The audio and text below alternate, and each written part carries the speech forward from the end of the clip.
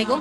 എന്തായാലും വളരെയധികം സന്തോഷമുണ്ട് ഈ ഒരു മുഹൂർത്തത്തിൽ ഇവരെ നമുക്കെല്ലാവർക്കും ഇങ്ങനെ ഒരുമിച്ച് കാണാൻ.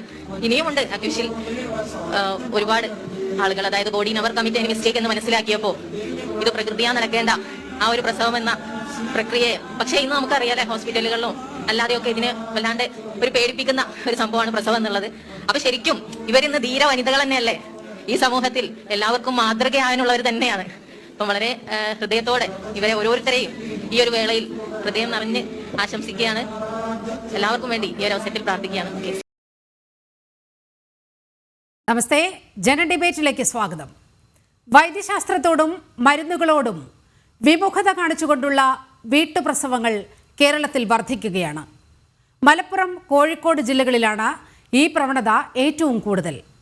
മതവിശ്വാസത്തിൻ്റെ പേരിൽ വാക്സിനേഷനിൽ നിന്നടക്കം വിട്ടുനിൽക്കുന്ന ഒരു പ്രത്യേക മതവിഭാഗമാണ് വീട്ടുപ്രസവം പ്രോത്സാഹിപ്പിക്കുന്നത്. ശരീഅത്തനുസരിച്ച് വീട്ടിൽ പ്രസവിക്കുന്നവർക്ക് അവാർഡും നൽകുകയാണ്. വീട്ടിൽ പ്രസവിക്കുന്നവരെ ധീരവനിതകൾ എന്നാണ് അഭിസംബോധന ചെയ്യുന്നത്. സമ്പൂർണ്ണ സാക്ഷരത അവകാശപ്പെടുന്ന, ആരോഗ്യമേഖലയിൽ മുൻപന്തിയിൽ നിൽക്കുന്നു എന്നവകാശപ്പെടുന്ന, നവോത്ഥാന മതിൽ പണിത ഇടതുപക്ഷം ഭരിക്കുന്ന കേരളത്തിലാണ് ഈ സംഭവങ്ങൾ അത്രയും എന്നത് വിരോധാഭാസം. താലിബാൻ ആശയങ്ങൾക്ക് കുടപിടിക്കുന്ന ഈ ഗ്രൂപ്പുകളെ നിയന്ത്രിക്കുന്നതാര്? ജന ഡിബേറ്റ് ഈ വിഷയം പരിശോധിക്കുമ്പോൾ അതിഥികളായി പങ്കെടുക്കുന്നത് BJP പ്രതിനിധി advocate B. Gopalakrishnan, gynaecological societies വക്താവ്, അതുപോലെ സീനിയർ ഗൈനക്കോളജിസ്റ്റുമായ ഡോക്ടർ കമ്മപ്പ, സാമൂഹ്യ നിരീക്ഷക ജാമിദ ടീച്ചർ, മുസ്ലിം രാഷ്ട്രീയ നിരീക്ഷകൻ വെമ്പായം നസീർ എന്നിവരാണ് ഈ ചർച്ചയിൽ പങ്കെടുക്കുന്നത്. ആദ്യം ഡോക്ടർ കമ്മപ്പയിലേക്ക് പോകുകയാണ്. ഡോക്ടർ കമ്മപ്പ, ഈ പ്രത്യേക ഡിബേറ്റിലേക്ക് സ്വാഗതം. എൻ്റെ ഒരു അറിവ് വെച്ച് അങ്ങ് സീനിയർ ഗൈനക്കോളജിസ്റ്റാണ്. ഒരുപക്ഷെ കേരളത്തിൽ ഏറ്റവും അധികം പ്രസവങ്ങൾ എടുത്തിട്ടുള്ള ഒരു ഗൈനക്കോളജിസ്റ്റ് കൂടിയാണ് അങ്ങ് എന്നാണ് ഞാൻ മനസ്സിലാക്കുന്നത്. ഇപ്പോൾ നോക്കൂ, ഈ വീട്ടുപ്രസവങ്ങൾ ഒരു ഫാഷൻ പോലെ നമ്മുടെ നാട്ടിലങ്ങനെ വ്യാപകമാകുകയാണ്. ഇപ്പോൾ നമ്മൾ കണ്ട വീഡിയോ എന്ന് പറയുന്നത് കഴിഞ്ഞ ദിവസം ഇങ്ങനെ വീട്ടിൽ പ്രസവിച്ച വനിതകളെ വിളിച്ച് ആദരിക്കുന്ന ഒരു ചടങ്ങ്, അവരെ ധീരവനിതകൾ എന്ന് അഭിസംബോധന ചെയ്യുകയാണ്. ഇതിനെ എന്താണ് യഥാർത്ഥത്തിൽ വിളിക്കേണ്ടത്? ഇതിനെ യഥാർത്ഥത്തിൽ ഇത് മണ്ടത്തരം എന്നാണ് നമ്മൾ പറയേണ്ടത്. കാരണം നമ്മള് പ്രബുദ്ധരായിട്ടുള്ള മലയാളികള്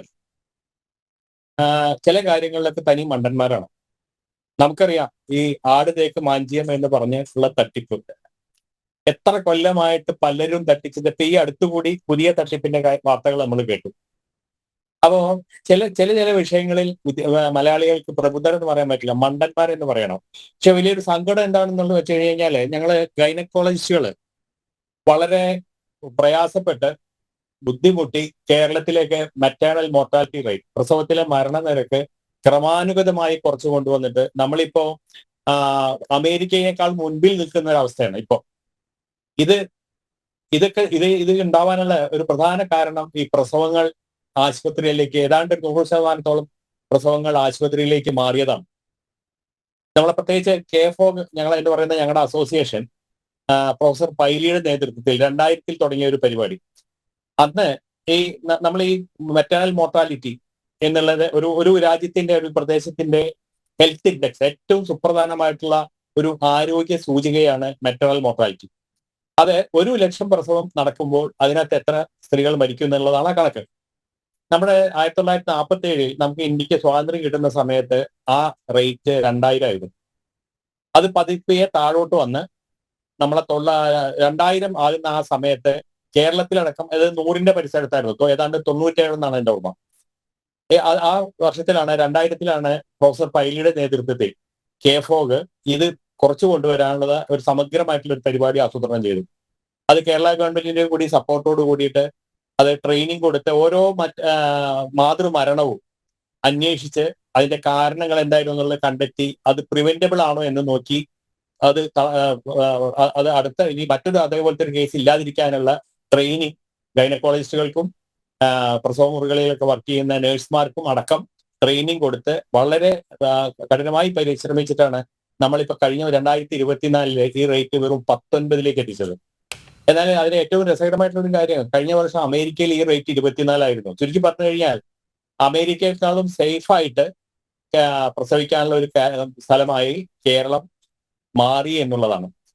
നമുക്ക് എത്രയും ബുദ്ധിമുട്ടി നമ്മൾ ഈ കൊണ്ടുവന്നിട്ടുള്ള ഈ മുന്നേറ്റം പാടെ നശിപ്പിക്കുന്നതാണ് ഈ പുതിയ ട്രെൻഡ് എന്ന് പറയാതിരിക്കാൻ പറ്റില്ല. ഇതിനുള്ള ഉത്തരവാദികൾ ആരാണ്, എന്തുകൊണ്ട് എന്നുള്ളതൊക്കെ നമ്മൾ അന്വേഷിക്കേണ്ട കാര്യമാണ്. എന്തായാലും ഇത് വളരെ ഒരു വൻകത്തരം പറയാൻ പറ്റുള്ളൂ, അത്ര എനിക്ക് പറയാനുള്ളൂ. ഓക്കെ, ഡോക്ടർ കമ്മപ്പ, ഇതിൽ ഇവർ പറയുന്ന ഒരു വാദം എന്ന് പറയുന്നത് ഡോക്ടറുടെ സഹായം തേടാൻ ഗർഭവും പ്രസവവും ഒന്നും ഒരു അസുഖമല്ല, അത് സ്വാഭാവികമായി വന്നു ചേരുന്നതാണ്, സ്വാഭാവികമായി നടക്കേണ്ട ഒരു പ്രക്രിയയാണ് പ്രസവം എന്നാണ്.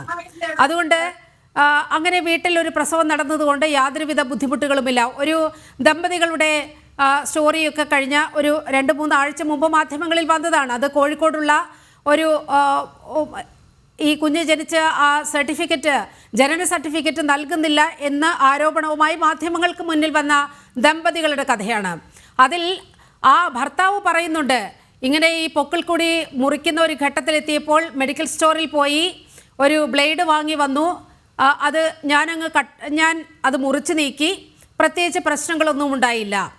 അതായത് പതിറ്റാണ്ടുകൾ നമ്മൾ ആരോഗ്യരംഗത്ത് വലിയ മേന്മ പുലർത്തുന്ന സംസ്ഥാനമാണ് കേരളം എന്ന് പറയുന്നത്. ആ കേരളത്തെ പിന്നോട്ടടിപ്പിക്കാൻ ബോധപൂർവമായ ചില നീക്കങ്ങൾ ഇവിടെ നടക്കുകയാണ്. എന്തിൻ്റെ അടിസ്ഥാനത്തിലായാലും ഇത്തരം പ്രവണതകൾ തടയപ്പെടേണ്ടതല്ലേ?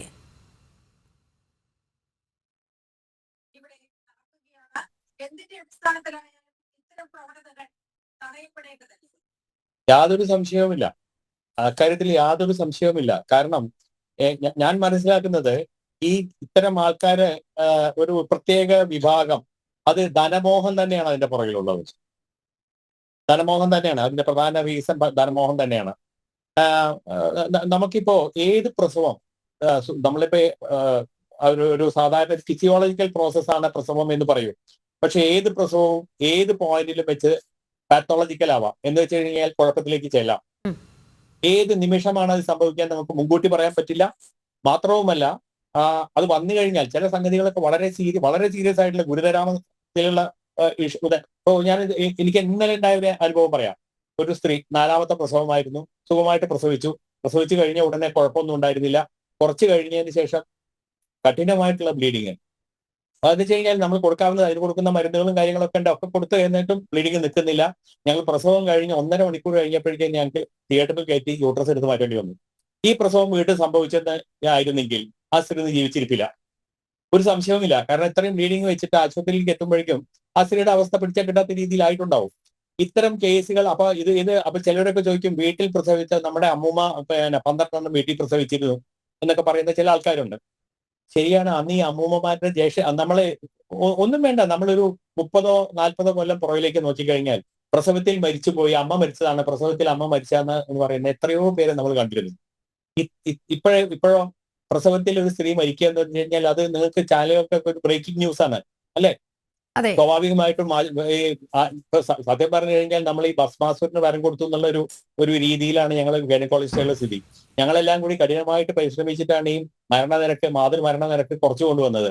അതുകൊണ്ട് തന്നെ ഇപ്പോൾ സംഭവിക്കുന്ന മരണനിരക്ക് അക്സെപ്റ്റ് ചെയ്യാൻ, സ്വീകരിക്കാൻ ആൾക്കാർക്ക് ചില നിവൃത്തിയില്ലാത്തെന്ന് വെച്ച് കഴിഞ്ഞാൽ ചില ആംബിയോട്ടിക് ഫ്ലൂയിഡ് എംബോളിസം എന്നൊക്കെ പറയുന്ന ചില സംഗതികളുണ്ട്. ഇതെല്ലാം വന്നു കഴിഞ്ഞാൽ ഒരു നിവൃത്തിയില്ല, ആള് മരിക്കും.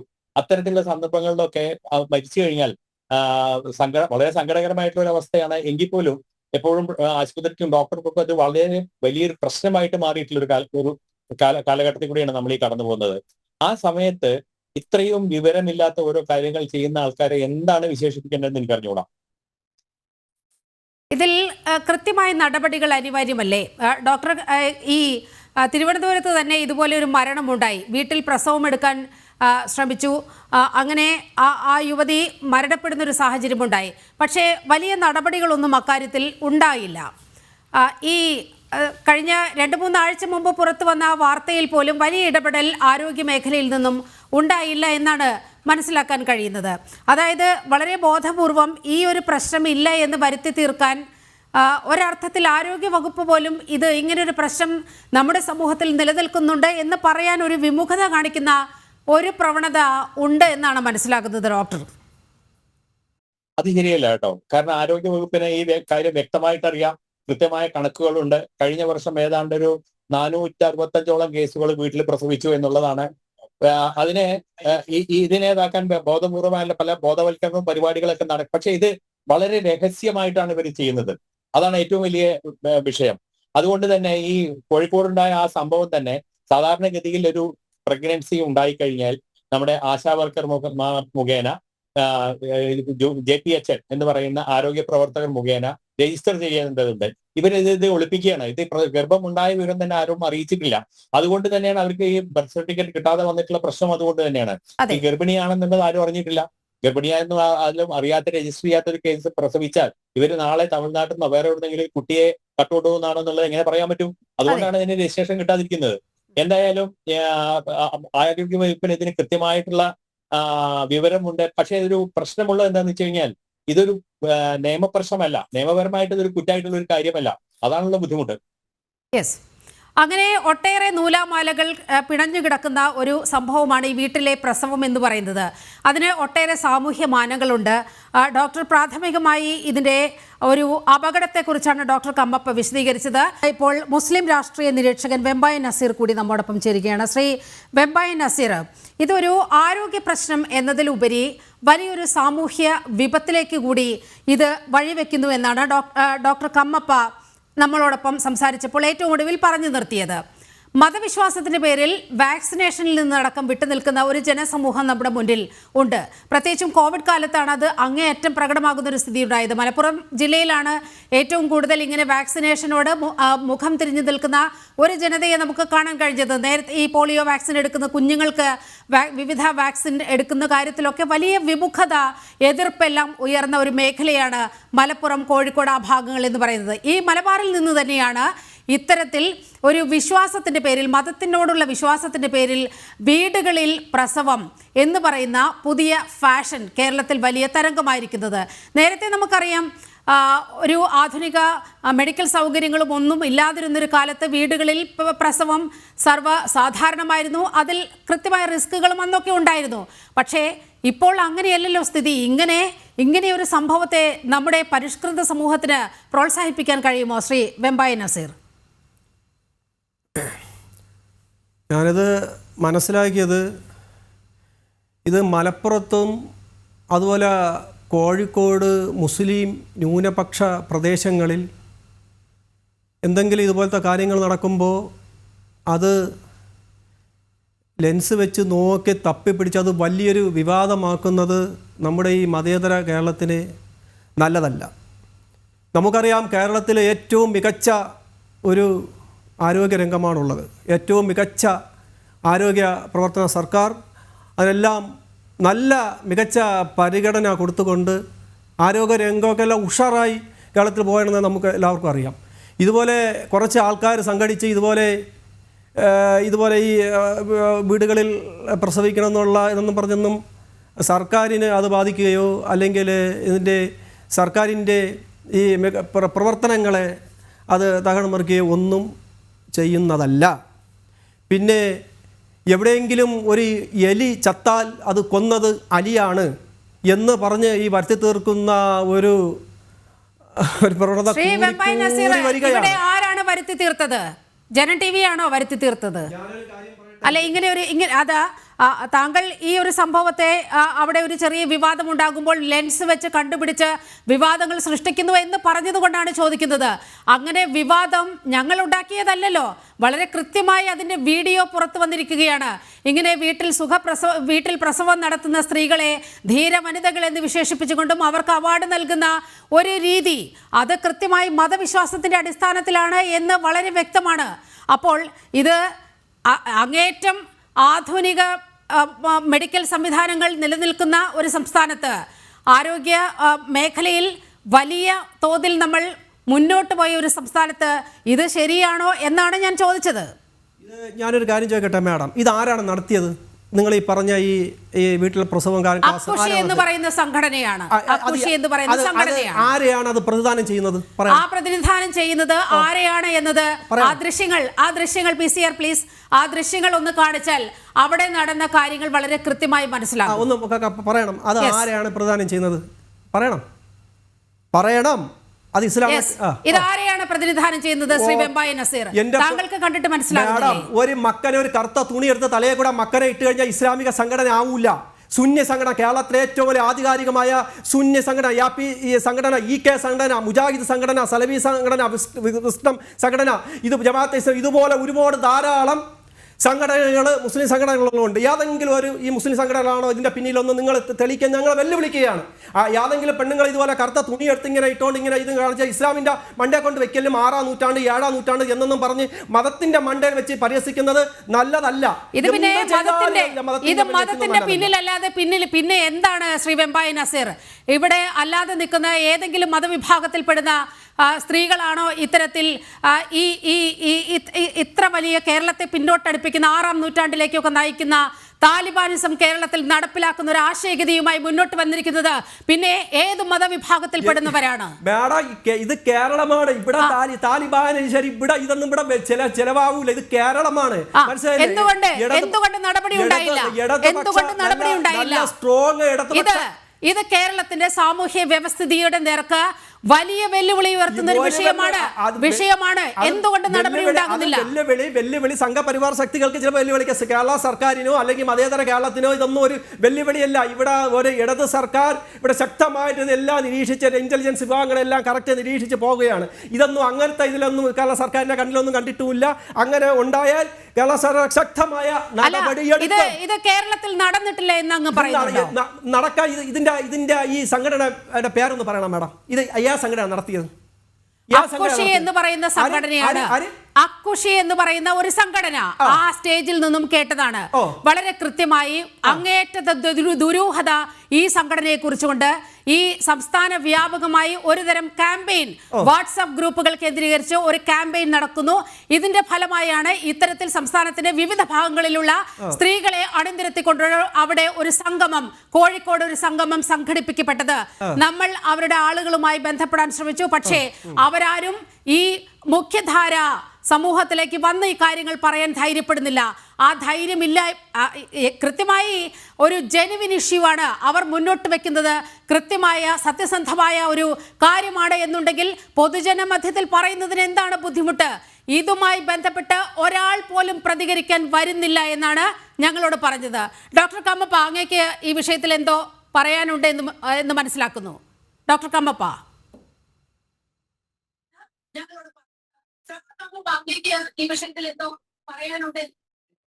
ഞാൻ മനസ്സിലാക്കിയെടുത്തോളം ഈ വീട്ടിലെ പ്രസവം പ്രൊമോട്ട് ചെയ്യുന്നത് യഥാർത്ഥത്തിൽ ഒരു ചില അക്യൂപങ്ചർ പ്രാക്ടീസുകാരാണ്. ഈ അക്യൂപങ്ചറിൽ തന്നെ ഇത് ഞാൻ ഫേസ്ബുക്കിൽ നിന്നാണ്, എനിക്ക് അതിന്റെ സത്യാവസ്ഥ ഒന്നും അറിയില്ല. ഈ അക്യൂപങ്ചർ തന്നെ ഒരു ശരിയായ ഒരു ശാസ്ത്രീയമായ സംഗതിയാണോ എന്നുള്ളതും എനിക്കറിഞ്ഞുകൂടാ. കാരണം എനിക്കറിയാത്ത വിഷയത്തെ പറ്റി അഭിപ്രായം. എന്നാലും ഞങ്ങൾ പഠിച്ചിട്ടുള്ള അനാട്ടമി എന്ന് പറയുന്ന ശരീരശാസ്ത്രം അനുസരിച്ചിട്ട് അത് അത്ര ശരിയാണെന്ന് വിശ്വസിക്കാൻ പ്രയാസമാണ് എന്നെ പോലുള്ള ആൾക്കാർ. ഏതായാലും ഞാൻ ഫേസ്ബുക്കിൽ വായിച്ചാണ് കേട്ടോ ഈ കോഴിക്കോടുണ്ടായ ഇഷ്യൂ. അതിനകത്ത് ആ കൊച്ചിന്റെ പിതാവും മാതാവും രണ്ടുപേരും ഈ പറഞ്ഞ അക്യൂപങ്ചർ പ്രാക്ടീസ് ചെയ്യുന്ന ആൾക്കാരാണ്. പക്ഷെ ഈ അക്യൂപങ്ചറിൽ തന്നെ വ്യാജന്മാരുണ്ടെന്നാണ് പറയുന്നത്. ഞാൻ ഫേസ്ബുക്കിൽ ശരിക്ക് അക്യൂപങ്ചർ പഠിച്ചു എന്ന് പറയുന്ന ഒരു ഡോക്ടറെ പോസ്റ്റ് വായിച്ചതാണ്. അയാൾ പറയുന്നത് ഈ അക്യൂപങ്ചർ എന്ന് പറഞ്ഞ് പഠിപ്പിക്കുന്ന ആ ശാസ്ത്രത്തിൽ പ്രസവം എന്നൊരു സംഭവം തന്നെ ഇല്ല. അവർ പഠിക്കുന്നില്ല, അതേപ്പറ്റി അവർക്ക് അറിയില്ല, അതിന് ഒന്നും അറിയില്ല. ആ രീതിയിലാണ്. എന്നാൽ അതിൽ തന്നെ ഒരു വ്യാജ വിഭാഗം ഉണ്ടെന്ന് പറയുന്നു. എന്ന് വെച്ച് കഴിഞ്ഞാൽ ക്വാളിഫൈഡ് അല്ലാത്ത, അത് പ്രത്യേകിച്ച് തിരൂര് കേന്ദ്രീകരിച്ചാണ് നടക്കുന്നതെന്ന് പറയുന്നത്. ഒരാള് ഏതോ ഒരു ഇതേപോലത്തെ അയാളൊരു ഇൻസ്റ്റിറ്റ്യൂട്ട് പേരൊക്കെ ഉണ്ടാക്കി അതിനകത്ത് കുറെ സർട്ടിഫിക്കറ്റുകളൊക്കെ കൊടുത്ത് 3 മാസത്തെ കോഴ്സിന് 75,000 രൂപ എങ്ങാണ്ട് മേടിച്ച് അക്യൂപങ്ചർ ഡോക്ടർ എന്ന് പറഞ്ഞിട്ട് ഒരു സർട്ടിഫിക്കറ്റ് കൊടുക്കുന്ന ഒരു പ്രസ്ഥാനമുണ്ട് അത്ര.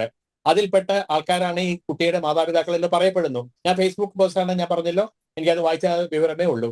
ഏതായാലും ഇതിനകത്ത് ചെറിയൊരു കഴമ്പുണ്ടെന്ന് തോന്നുന്നു. കഴിഞ്ഞ വർഷമാണോ അതിന് മുമ്പത്തെ വർഷമാണോ തിരുവനന്തപുരത്ത് ഒരു സ്ത്രീ മരിച്ച സംഭവം ഓർമ്മയുണ്ടോ? ഒരു ഭർത്താവും ഈ അക്യൂപങ്ചറിന്റെ ആളും അറസ്റ്റിലായി. അതെ. എന്ന് വെച്ച് കഴിഞ്ഞാൽ സിസേറിയൻ കഴിഞ്ഞ, അത് 2 സിസേറിയൻ കഴിഞ്ഞ ഒരു സ്ത്രീയെ വീട്ടിൽ പ്രസവിപ്പിക്കാൻ നോക്കി. അപ്പൊ ഈ അക്യുപങ്ചറും ഇതും തമ്മിൽ എന്തൊരു ബന്ധമുണ്ട് എന്നുള്ളതാണ് നമ്മുടെ പ്രത്യേക അനുഭവത്തിലും മനസ്സിലാവുന്നത്. ഓക്കെ. ഇപ്പോൾ സാമൂഹ്യ നിരീക്ഷക ജാമിത ടീച്ചർ കൂടി നമ്മോടൊപ്പം ചേരുകയാണ്. ജാമിത ടീച്ചർ, നമ്മൾ ഈ പൊതിഞ്ഞു പിടിക്കലിൻ്റെ രാഷ്ട്രീയം നമ്മൾ കുറെ കാണുകയാണ്. നേരത്തെ മെക്സവനുമായി ബന്ധപ്പെട്ട് ചില വിവാദങ്ങൾ നമ്മളുടെ മുന്നിലുണ്ട്. ഇപ്പോൾ അക്യുപങ്ചറിനെ കൂടി കൂട്ടുപിടിച്ചുകൊണ്ട് ചില ഗ്രൂപ്പുകൾ ഇവിടെ സജീവമാകുകയാണ്. നമുക്കറിയാം, ആ ദൃശ്യങ്ങൾ കാണുമ്പോൾ തന്നെ വളരെ കൃത്യമായി മനസ്സിലാകുന്നുണ്ട് ഏത് നൂറ്റാണ്ടിലേക്കാണ് കേരളത്തിലെ സ്ത്രീകളെ, കേരളത്തെ സമൂഹത്തെ ഒരു വിഭാഗം മുന്നോട്ട് കൊണ്ടുപോകാൻ, പിറകോട്ട് കൊണ്ടുപോകാൻ ശ്രമിക്കുന്നത് എന്ന് ആ ദൃശ്യങ്ങളിൽ നമുക്ക് വ്യക്തമാണ്. പക്ഷേ ഇവർ ഒളിഞ്ഞു പ്രവർത്തിക്കുന്ന ഒരു സംഘടനയാണ് എന്നുള്ള കാര്യത്തിൽ ഒരു തർക്കവുമില്ല. കാരണം അതാണ് അതിൻ്റെ ഒരു രീതി എന്ന് പറയുന്നത്. ഈ പ്രശ്നത്തിൽ ടീച്ചർ മനസ്സിലാക്കിയ കാര്യങ്ങൾ എന്തെല്ലാമാണ്? ആ വീഡിയോ ദൃശ്യത്തിൽ നിന്ന് തന്നെ ഏതു മതവിഭാഗത്തെ പ്രതിനിധീകരിക്കുന്നതാണ് ഈ ചികിത്സാ രീതി എന്ന് നമുക്ക് വ്യക്തമാണ്. ഇതുമായിട്ട് നമുക്ക് കൂട്ടി വായിക്കേണ്ടുന്ന ഒരുപാട് കാര്യങ്ങളുണ്ട്. വീട്ടിലെ പ്രസവങ്ങളെ പ്രോത്സാഹിപ്പിച്ചിരുന്ന ആളുകൾ, സ്ത്രീ വെറും ഒരു പേറിയന്ത്രമാണ് എന്ന് പറഞ്ഞിരുന്ന ആളുകൾ, അതുപോലെ ഒരു കുഞ്ഞ് ജനിച്ചപ്പോൾ 5 തവണ ബാങ്ക് വിളി കേട്ടതിന് ശേഷം മാത്രമേ കുഞ്ഞിന് പാല് കൊടുക്കാൻ പാടുള്ളൂ. ഇതൊക്കെ പറഞ്ഞത് ആരാണ് എന്ന് ആലോചിച്ചാൽ മതി. അതുപോലെ പകര എന്ന് പറയുന്ന ഒരു ഉസ്താദ് മൗലവി, അദ്ദേഹം പറഞ്ഞത് ആന എത്ര പ്രസവിക്കുന്നു, ആനയുടെ പ്രസവം പോലെ ഇടങ്ങേറായ ഒരു പ്രസവം വേറെ ഉണ്ടോ? എന്നിട്ട് ആ ആന എത്ര ആശുപത്രിയിൽ പോകുന്നു, ആശുപത്രിയിൽ പോകുന്നതിനും ചികിത്സാ സംവിധാനങ്ങൾക്കും വാക്സിനേഷനും ഡോക്ടറുടെ ജാതി മതം, നേഴ്സിന്റെ ജാതി മതം, ഇതെല്ലാം പ്രശ്നമാക്കുന്ന ഒരേ ഒരു വിഭാഗം ഇവരാണ്. അപ്പൊ അവരുടെ ആ വേഷവിധാനങ്ങളിൽ നിന്ന് തന്നെ നമുക്ക് വ്യക്തമാണ് ഏതെങ്കിലും ഒരു അവാർഡ് ദാന ചടങ്ങിന് വന്നവരാണോ അവർ. വീട്ടിൽ പ്രസവിച്ച ഏതാണ്ട് 430ഓളം കേസുകളാണ് അതിന് നമുക്ക് ഈ വാർത്താ മാധ്യമങ്ങളിൽ നിന്ന് മനസ്സിലാകുന്നത്. ഇതെല്ലാം ഏതു മതവിഭാഗത്തെ പ്രതിനിധീകരിക്കുന്നതാണ് എന്ന് നമുക്കറിയാം. പക്ഷേ ചിലർക്കത് സമ്മതിക്കാൻ ബുദ്ധിമുട്ടാണ്. സ്ത്രീകൾ വീട്ടിൽ പ്രസവിക്കാൻ വേണ്ടിയിട്ട് മാത്രമുള്ള ഒരു ഉപകരണമാണ്, വീട്ടിനകത്ത് കുട്ടികളെ വളർത്തുക, വീട്ടുകാര്യങ്ങൾ നോക്കുക, അതിനുവേണ്ടി മാത്രമുള്ള ഒരു യന്ത്രമാണ് എന്ന് പറഞ്ഞ ഒരുപാട് മൗലവിമാർ, കാന്തപുരം അടക്കമുള്ള ആളുകൾ ഇവിടെയുണ്ട്. നമുക്കറിയാം ഓപ്പറേഷൻ ചെയ്യുമ്പോൾ പെണ്ണുങ്ങളുടെ കൈവിറയ്ക്കും, അതുകൊണ്ട് പെണ്ണ് പഠിക്കണ്ട എന്ന് പറഞ്ഞിരുന്ന ആളുകളെ നമുക്കറിയാം. പെണ്ണുങ്ങളെ പഠിപ്പിച്ച് ഡോക്ടറാക്കേണ്ടതില്ല. അങ്ങനെ ഒരു ദുർബല സമൂഹത്തെ വാർത്തെടുക്കാനും സ്ത്രീകളെ ചവിട്ടി താഴ്ത്താനും വേണ്ടി ശ്രമിക്കുന്ന ഇവരെ സംബന്ധിച്ചിടത്തോളം ചികിത്സ ഹറാമാണ്, ചികിത്സ പാടില്ല. ഒരു ഉസ്താദ് കണ്ണട വെച്ചിട്ട് വന്ന് പറയാണ് ചികിത്സ ഹറാമാണ്, ചികിത്സ പാടില്ല, മതം അതിനെ അങ്ങേ അറ്റം വിലക്കുന്നു. ഇപ്പൊ നമുക്കറിയാം ഏതാണ്ട് കുറച്ച് നേരത്തെ വന്ന പുതിയൊരു വാർത്തയാണ്, മലപ്പുറം ജില്ലയിൽ 18 പേർക്ക് കുഷ്ഠരോഗം. എന്താ കാരണം? ഒരു മാസത്തിനിടയിൽ 3 കുട്ടികൾക്കും 15 മുതിർന്നവർക്കും രോഗം കണ്ടെത്തി. വാക്സിൻ എടുക്കുന്നില്ല. ഇവർക്ക് എല്ലാ കാര്യങ്ങളും എവിടെയും ഇവർക്ക് പ്രശ്നമാണ്. ഇവർക്ക് വാക്സിൻ എടുക്കുന്ന കാര്യം വരുമ്പോൾ ഇവരെന്താ പറയുക, ഫുട്ബോളിന്റെ കാര്യം വരുമ്പോൾ ഇവരെന്താ പറയുക, അതുപോലെ പ്രതിരോധ കുത്തിവയ്പ്പുകൾ, എല്ലാ വിഷയങ്ങൾക്കും ഇവരെ സംബന്ധിച്ചിടത്തോളം ഇവരതിനകത്ത് മതം കൊണ്ടുവരുവാണ് ചെയ്യുന്നത്. എന്നിട്ട് ഇവരുടെ മതത്തെ നമ്മൾ പറയുമ്പോഴോ എല്ലാ വിഷയങ്ങളും നിങ്ങൾ മതത്തിന്റെ പുറത്ത് കൊണ്ടുവന്ന് കെട്ടരുത് എന്നാണ് ഇവര് പറയാറുള്ളത്. എന്തുകൊണ്ടാണ് മ്യാൻമാറിൽ മുസ്ലിം ഭീകരനെ കണ്ടാൽ കൊല്ലാനുള്ള ഉത്തരവ്? കാരണം അവരെ നവോത്ഥാനത്തിൽ നിന്നും രാജ്യത്തെ പിന്നോട്ടടിക്കുകയാണ് ചെയ്യുന്നത്. ജപ്പാനിൽ എന്തുകൊണ്ടാണ് ഇസ്ലാം നിരോധിച്ചത്? ഇസ്ലാം പ്രചരിപ്പിക്കൽ നിയമപരമായ കുറ്റമായത് എന്തുകൊണ്ടാണ്? അവർ ആ രാജ്യത്തിന്റെ വളർച്ചയെ തകർക്കുന്ന രൂപമാണ് അവർ സ്വീകരിക്കുന്ന എല്ലാ നയങ്ങളും നിലപാടുകളും. ഇപ്പൊ അങ്കോള എന്ന് പറയുന്ന രാജ്യത്ത് ഇസ്ലാം മുഴുവനും നിരോധിച്ചു. ഇപ്പൊ നോമ്പ് കാലമാണ്. ചൈനയിൽ നോമ്പ് പാടില്ല, നോമ്പ് പിടിക്കരുത് എന്ന് മാത്രം. അത് വെബായ് നസീർ വളരെ പ്രത്യേകം ശ്രദ്ധിക്കേണ്ട ഒരു കാര്യമാണ്. ചൈനയിൽ നോമ്പ് പിടിക്കരുത് എന്നാണ് ഉത്തരവ്. മാത്രവുമല്ല, ഉച്ചയ്ക്ക് ഭക്ഷണം കഴിക്കുന്ന ദൃശ്യങ്ങൾ വീഡിയോയാക്കി അതാത് കേന്ദ്രങ്ങളിലേക്ക് അയച്ചു കൊടുക്കണമെന്ന നിർദ്ദേശം കൂടി ചൈനീസ് സർക്കാർ മുന്നോട്ട് വെക്കുന്നുണ്ട്. വെബായ് നസീറിന്റെ ശ്രദ്ധയിലേക്കാണ് ഞാൻ പറയുന്നത്. അപ്പൊ ഇങ്ങനെ രാജ്യത്തെ നവോത്ഥാനത്തിൽ നിന്നും പിന്നോട്ടടിക്കുന്ന എല്ലാ തരത്തിലുള്ള സമീപനങ്ങളെയും ഇവർ എതിർത്തുകൊണ്ടിരിക്കുന്നു. അതുകൊണ്ടാണ് ലോകവ്യാപകമായി ഇവർ വലിയ രൂപത്തിലുള്ള വിപത്തുകളാണ് ഉണ്ടാക്കുന്നത് എന്ന് മനസ്സിലാക്കാൻ കഴിയുന്നത്. ഇന്ന് നമുക്കറിയാം കേരളം ഉൾപ്പെടെയുള്ള എല്ലാ പള്ളികളിലും ഹമാസിന് വേണ്ടി പ്രാർത്ഥനകൾ നടക്കുന്നു. ആരാ ഹമാസ്? ഹമാസ് എന്ത് ആശയമാണ് ഇവിടെ കൊണ്ടുവരുന്നത്? അപ്പോ ഞാൻ പറഞ്ഞു വരുന്നത് വാക്സിൻ എന്ന് മാത്രമല്ല, വീട്ടിലെ പ്രസവം എന്ന് മാത്രമല്ല, എല്ലാ തരത്തിലുള്ള രാജ്യത്തിന്റെ പുരോഗതിയെ സംബന്ധിക്കുന്ന പ്രവർത്തനങ്ങൾക്കും ഇവർ എതിര് നിൽക്കുന്ന ഒരു വിഭാഗമാണ്. അതുകൊണ്ടാണ് എല്ലായിടത്തും ഇവരെ സംബന്ധിച്ച് ഇവരെവിടെയൊക്കെ കാലുകുത്തിയിട്ടുണ്ടോ അവിടെയൊക്കെ ഇവർ പ്രശ്നക്കാരാണ് എന്ന് പറയുന്ന കാരണം അതാണ്. എവിടെ ഒരു തീവ്രവാദം നടന്നാലും ഇതിന് പിന്നിൽ ഇവർ തന്നെയാണോ എന്ന് ഇവര് പോലും സംശയിക്കുന്ന ഒരു രീതി ഉണ്ടാക്കുന്നത് അതുകൊണ്ടാണ്. മതേതര ഇന്ത്യയിൽ ഒരു പ്രത്യേക മതവിഭാഗത്തെ മാത്രമായിട്ട് നമ്മൾ ടാർഗറ്റ് ചെയ്യുന്നതല്ല. പക്ഷെ ഈ വിഭാഗത്തിന്റെ വിഷയങ്ങൾ എടുത്താൽ പറയാൻ എമ്പാടും കാര്യങ്ങളുണ്ട്. വീട്ടിലെ പ്രസവം, ആ വേഷവിധാനങ്ങളിൽ നിന്നും നമ്മൾ എന്താ വിചാരിക്കുന്നത്, ഇവരേതെങ്കിലും ബിരുദാനന്തര ബിരുദത്തിന് പഠിച്ചിട്ട് ഇവര് അവാർഡ് വാങ്ങാൻ വേണ്ടിയിട്ട് വന്ന വീഡിയോ ആണോ? അല്ല. അപ്പൊ നമ്മൾ അതിൽ നിന്ന് തന്നെ അവരുടെ അങ്ങയിലേക്ക് എത്താം. ടീച്ചർ ഒന്ന് പറഞ്ഞു തീർക്കട്ടെ. അങ്ങയിലേക്ക് തന്നെ വരാം. അങ്ങയിലേക്ക് തന്നെ വരാം.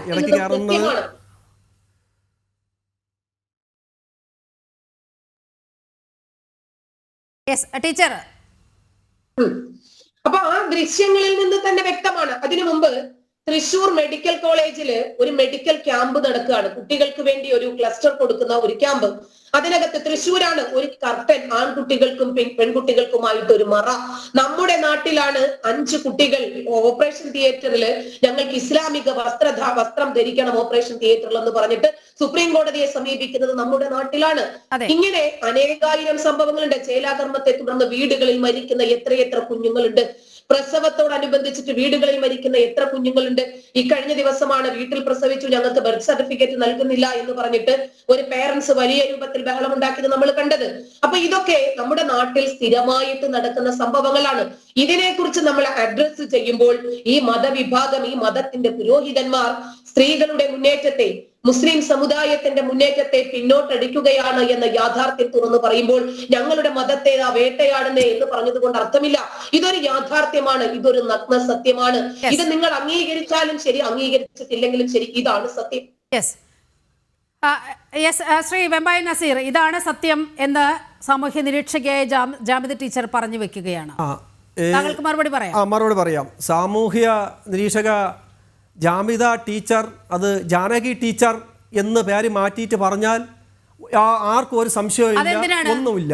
ഒരു മുസ്ലിങ്ങളെ പേര് വെച്ചുകൊണ്ട് മുസ്ലിങ്ങളെ ഞാനൊന്ന് പറയട്ടെ. ഒരു മുസ്ലിം, ഈ ജാമിദ എന്ന് പറഞ്ഞാൽ ആ ഇസ്ലാമിക പേരാണ്. ആ ഇസ്ലാമിക പേരും വെച്ചുകൊണ്ട് ഇസ്ലാമിനെ തന്നെ കുറ്റം പറയുന്നത് നല്ലതാണോ ശരിയാണോ തെറ്റാന്ന് നിങ്ങൾ നെഞ്ചിൽ കൈവച്ച് നിങ്ങൾ പറയുക. ഇച്ചിരിയെങ്കിലും അന്തസ്സുള്ള പേര് മാറ്റണം. മനസ്സിലായില്ലേ? എന്നിട്ട് വിമർശിക്കാം, എന്നിട്ട് വിമർശിക്കാം. ഇപ്പോൾ ജാമിദ ടീച്ചർ പറഞ്ഞതിൽ എന്ത് കാര്യത്തിലാണ് താങ്കൾക്ക് അഭിപ്രായ വ്യത്യാസമുള്ളത്? മുസ്ലിം തെറ്റുള്ള പേരും വെച്ചിട്ട് പിന്നെ മുസ്ലിങ്ങളെ തന്നെ നിരന്തരം ഇങ്ങനെ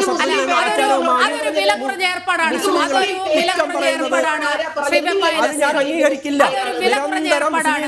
ജാമിദ ടീച്ചർ പറയുന്ന കാര്യങ്ങളിൽ ഊന്നി നിന്നുകൊണ്ട് സംസാരിക്കുക. ജാമിദ ടീച്ചർ പറഞ്ഞ കാര്യങ്ങളിൽ ഊന്നി നിന്നുകൊണ്ട് സംസാരിക്കുക. ഞാൻ പറയാം. ചൈനയില് മുസ്ലിം പള്ളി അവിടെ ഇല്ല എന്നും ബാങ്ക് വിളി നിർത്തിയെന്നും നോമ്പ് വെച്ചെന്ന് നിങ്ങൾ ഏത് തെളിവിന്റെ അടിസ്ഥാനത്തിലാണ് നിങ്ങൾ പറയുന്നത്? ചൈനയിലെ മുസ്ലിങ്ങളെ പള്ളി നിരോധിച്ചെന്ന് മുസ്ലിമക്ക് നിസ്കാരം ഇല്ലെന്ന് നോമ്പ് പിടിക്കാൻ പറ്റൂലെന്ന് ചൈനീസ് സർക്കാർ കൊണ്ടുവന്ന് ഒരു തെളിവ് കാണിച്ചു തരൂ. പച്ചക്കള്ളം പതിനായിരക്കണക്കിന് ആൾക്കാർ കാണുന്ന ഒരു ചാനലാണ് ജനം ടിവി. ജനം ചാനലില് 10,000 ആൾക്കാർ കാണുന്ന ചാനൽ. ഇവിടെ പച്ച നുണ പറയരുത്. ചൈനയിൽ അങ്ങനത്തെ ഒരു നിയമം ചൈനീസ് സർക്കാർ കൊണ്ടുവന്നിട്ടില്ല. വെറുതെ വന്ന് ഇങ്ങനെ ഇരുന്ന് ജാമിദ ടീച്ചർ പറയരുത്. അത് ചൈനീസ് സർക്കാർ അതുപോലെ മുസ്ലിങ്ങളെ നിരോധിച്ചെന്ന് അത് ഞാൻ അംഗീകരിക്കില്ല. അത് പച്ചക്കള്ളമെന്ന് ടീച്ചർ പറഞ്ഞാൽ അത് തിരുത്താൻ ടീച്ചർ തയ്യാറാവണം. ഒന്ന്. രണ്ടാമത്തെ കാഴ്ച പറഞ്ഞത് ഈ തുടക്കത്തിലേക്ക് ഞാൻ വരാം. ടീച്ചർ ഒരു സെക്കൻഡ് പ്ലീസ്, ഒരു സെക്കൻഡ് ടീച്ചർ. അദ്ദേഹത്തിനോട് പറയാനുള്ളത് പറയട്ടെ, തിരിച്ച് നമുക്ക് മറ്റു കാര്യങ്ങളിലേക്ക് പോവാം. ബഹുമാന്യനായ അവതാരിക പറഞ്ഞു അക്യുപഞ്ചർ ഇത് നടത്തി. ഈ ഇസ്ലാമായിട്ട് എന്താണ് ബന്ധം ഒന്ന് പറയണം. ഇസ്ലാമായിട്ട് എന്താണ് ബന്ധം? ഇസ്ലാമായിട്ട് എന്താണ് ബന്ധം എന്ന് പറയണം. ഈ അക്യുപഞ്ചർ അക്യൂസ് എന്ന് പറയുന്ന ഈ സംഘടന, ഈ ലേഡീസ് സ്ത്രീകൾ നടത്തുന്ന ഈ സംഘടന, ഈ പ്രസവിക്കണം വീട്ടിൽ പ്രസവിക്കണം പറയുന്ന ഈ സംഘടന, ഇസ്ലാമുമായിട്ട് എന്താണ് ബന്ധം ഒന്ന് പറയണം. അത് പറഞ്ഞ് നമുക്ക് ബാക്കി ചർച്ച തുടരാം. ബന്ധം ഈ കേരളത്തിലെ താങ്കൾ ഒരു കാര്യം ചോദിച്ചു, അതിനോട് അനുബന്ധമായി ഞാനൊരു കാര്യം പറയട്ടെ, എന്നിട്ട് അതിലേക്ക് മറുപടിയിലേക്ക് വരാം. മെക്സെവൻ എന്ന് പറയുന്ന വ്യായാമ കൂട്ടായ്മയ്ക്ക് ഇസ്ലാമുമായി എന്താണ് ബന്ധം? അത് ഞാൻ ഒരു കാര്യം പറയട്ടെ, അതാണ് എനിക്ക് ചോദിക്കേണ്ടത്. അത് നിങ്ങൾ പറഞ്ഞ ഈ വ്യായാമ കൂട്ടായ്മയായിട്ട് ഇസ്ലാമായിട്ട് എന്താണ് ബന്ധം എനിക്ക് ചോദിച്ചത്. അത് മുസ്ലിങ്ങൾക്ക് കൂടിപ്പോയി. അത് പറഞ്ഞത് CPM-ന്റെ കോഴിക്കോട് ജില്ലാ സെക്രട്ടറിയായ പി മോഹനൻ മാസ്റ്ററാണ്. താങ്കൾ ശബ്ദമുയർത്തി താങ്കൾ പറഞ്ഞത് സ്ഥാപിക്കാൻ ശ്രമിക്കില്ലേ?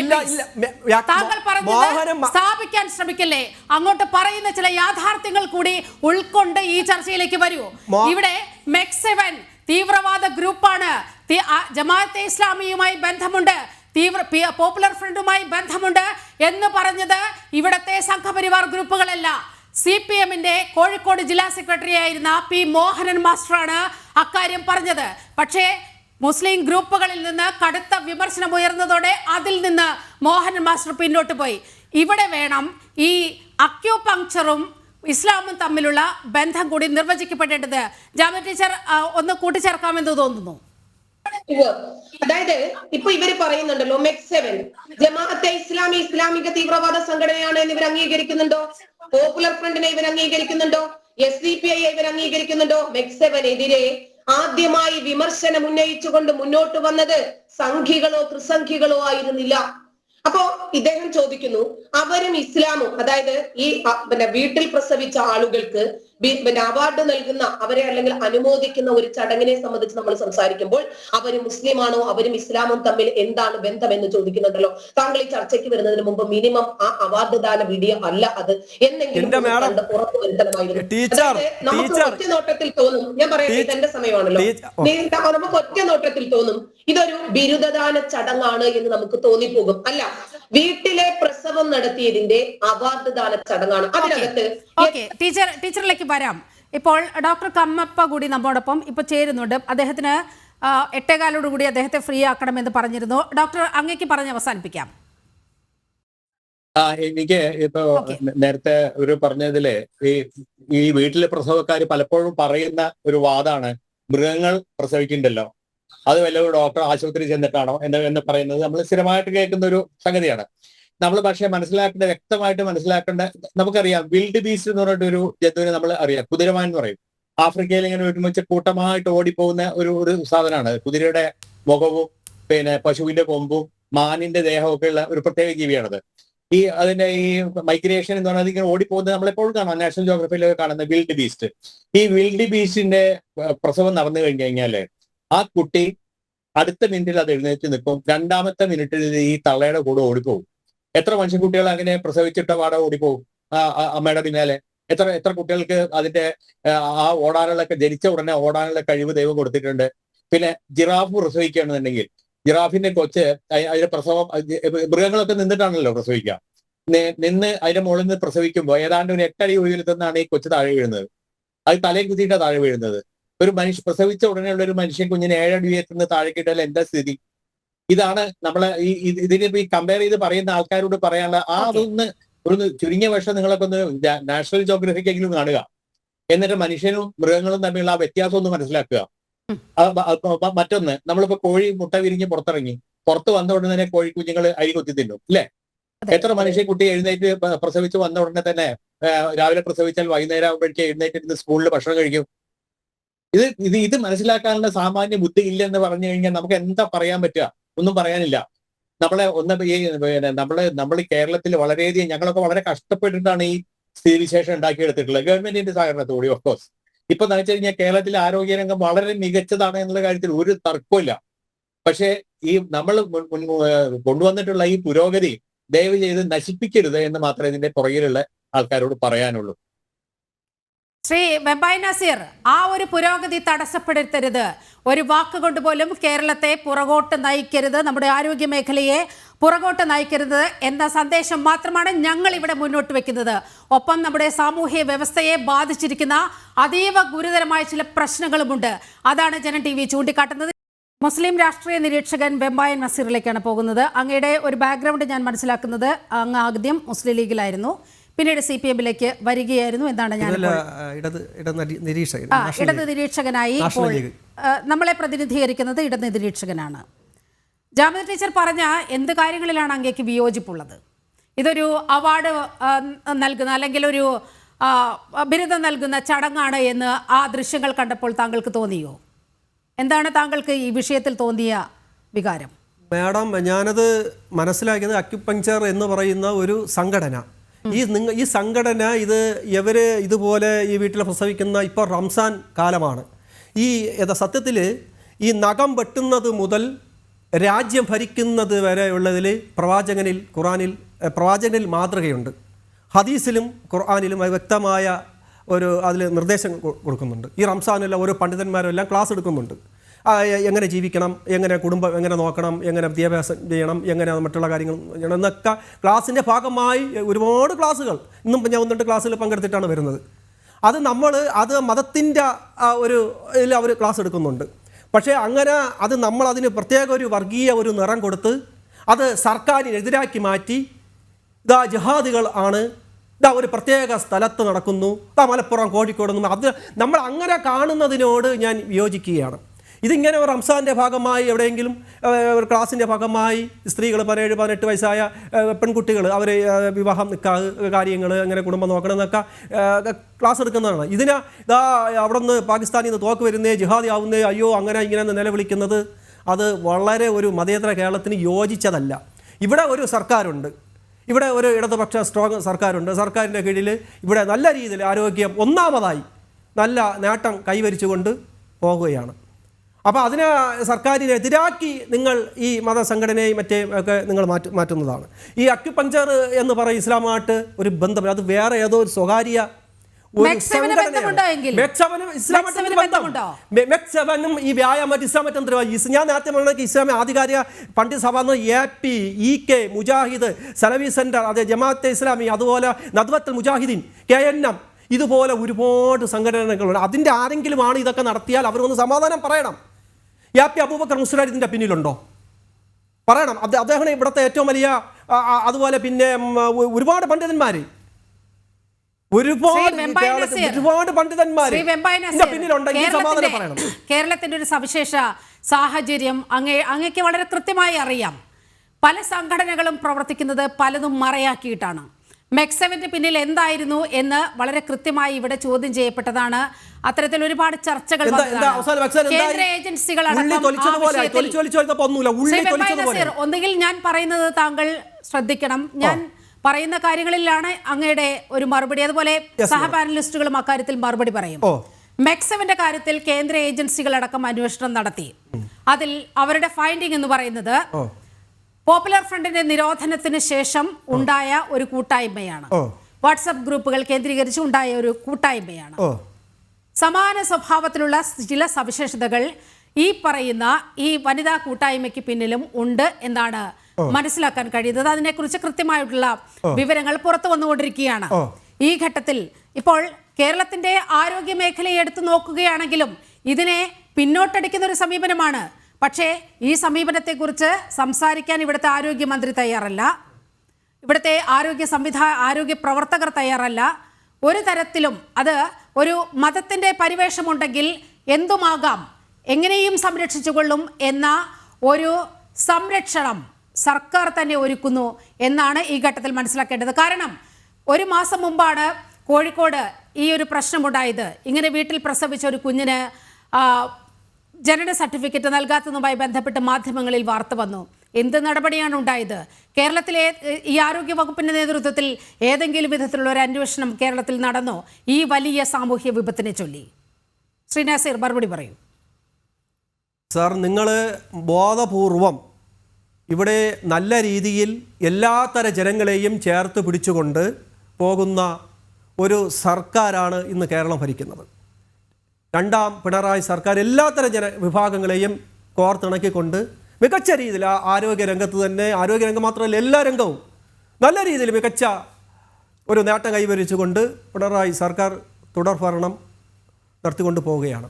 അപ്പം നിങ്ങൾ ബോധപൂർവം ന്യൂനപക്ഷത്തെ ടാർഗറ്റ് ചെയ്തുകൊണ്ട് സർക്കാരിന് എതിരാക്കി മാറ്റുന്ന ഒരു അജണ്ട ഇതിന്റെ പിന്നിലുണ്ടോ എന്ന് ഞാൻ വീട്ടിൽ നടക്കുന്ന പ്രസവങ്ങളെ ശ്രീ വെമ്പായ നസീർ സ്വാഗതം ചെയ്യുന്നുണ്ടോ ഇല്ലയോ? സാറേ, അതിന് മാത്രം മറുപടി പറയൂ. ഒരു 30 വർഷങ്ങൾക്ക് അതിന് മുമ്പ് മാത്രം മറുപടി പറയൂ. അതിന് മാത്രം മറുപടി പറയൂ. അങ്ങയുടെ മകൾ അല്ലെങ്കിൽ അങ്ങയുടെ സഹോദരി ഇങ്ങനെ നിറഗർഭിണിയുമായി വീട്ടിൽ നിൽക്കുകയാണ്.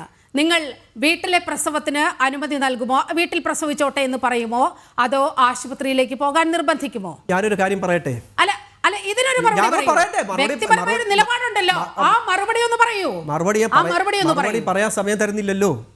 ഇപ്പോ ഒരു 30 വർഷങ്ങൾക്ക് മുമ്പ് എവിടെയായിരുന്നു ഈ ആൾക്കാരെല്ലാം പ്രസവിച്ചുകൊണ്ടിരുന്നത്?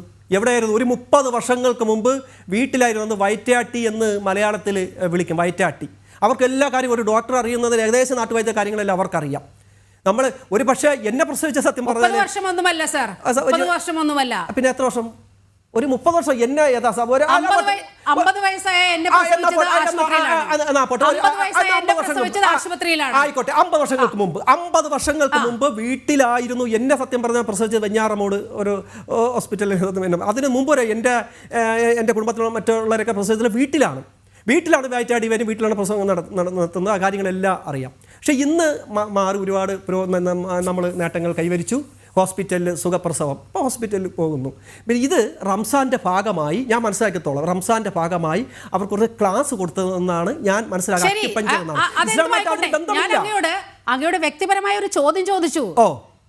അങ്ങയുടെ സഹോദരിയോ അങ്ങയുടെ മകളോ ഇങ്ങനെ നിറഗർഭിണിയായി നിൽക്കുമ്പോൾ വീട്ടിൽ പ്രസവിച്ചോട്ടെ എന്ന് താങ്കൾ പറയുമോ? അല്ല, ഇപ്പോഴത്തെ സാഹചര്യം അനുസരിച്ച് ഹോസ്പിറ്റലിലാണ് കൊണ്ടുപോകുന്നത്. അത് സമ്മതിക്കാമല്ലോ. മറ്റ് സ്ത്രീകളുടെ കാര്യം വരുമ്പോൾ താങ്കൾ എന്തുകൊണ്ടാണ് ആ മനോഭാവം പുലർത്താത്തത്? അത് മറ്റ് സ്ത്രീകൾ അതിലെ ഒരു കാര്യം ഇതിലെ പ്രസവിക്കണ ഇത് ഞാൻ നേരത്തെ ഫസ്റ്റ് പറഞ്ഞ ഈ നഖം വെട്ടുന്നത് മുതൽ രാജ്യം ഭരിക്കുന്നതിനുള്ള ഒരു ക്ലാസ് ഇപ്പോൾ എല്ലാ സ്ഥലത്തും നടക്കുന്നുണ്ട്. ഇപ്പം തന്നെ കണിയാപുരത്ത് കഴക്കൂട്ടത്താക്കി ഇസ്ലാമിക ക്ലാസ് റംസാനാണ് കൂടുതൽ കാര്യം. അന്ന് നോമ്പൊക്കെ പിടിച്ചുകൊണ്ട് പുറത്ത് ജോലിക്ക് പറ്റുന്ന സ്ത്രീകളെയൊക്കെ വിളിച്ച് വരുത്തി ക്ലാസ് കൊടുക്കുക. ഭർത്താവിനെ എങ്ങനെ നോക്കണം, മക്കളെ എങ്ങനെ നോക്കണം, കുടുംബങ്ങൾ എങ്ങനെ കൊണ്ടുപോകണം, മറ്റുള്ളവർ എങ്ങനെ ഇടണം, അയൽവാസികളായിട്ട് നിങ്ങൾ എങ്ങനെ പെരുമാറണം, അങ്ങനെ ഇങ്ങനെ നല്ല രീതിയിൽ ക്ലാസ് കൊടുക്കും. വലിയൊരു വെളിപ്പെടുത്തലാണ് ഇപ്പോൾ ഉണ്ടായിരിക്കുന്നത് കേട്ടോ. രാജ്യം ഭരിക്കുന്നത് വരെയുള്ള കാര്യങ്ങളിൽ ട്രെയിനിങ് കൊടുക്കുന്നു എന്നാണ് ശ്രീ ഇസ്ലാമിക കാര്യങ്ങൾ. ശരീഅത്ത് പ്രസവവും ഇസ്ലാമിക കാര്യങ്ങളിൽ വരുന്നതാണ്. ജാമ ടീച്ചർ, നിങ്ങൾ അതിന് മറ്റൊരു നിറം കൊടുത്തുകൊണ്ട് ഇതിനെ ഒരു വർഗീയ ചേരുവായിട്ട് ഇസ്ലാം ഖുർആൻ പഠിക്കാൻ അവസരമില്ല. ഹദീസ് പഠിക്കാനുള്ള ഞാൻ അങ്ങയിലേക്ക് വരാം. ഒരു സെക്കൻഡ്. ഇത് മുസ്ലിം പേരാണ് എന്ന് നിങ്ങളൊക്കെ തെളിയിക്കേണ്ടി വരും. ഒന്നാമത്തെ കാര്യം അതാണ്.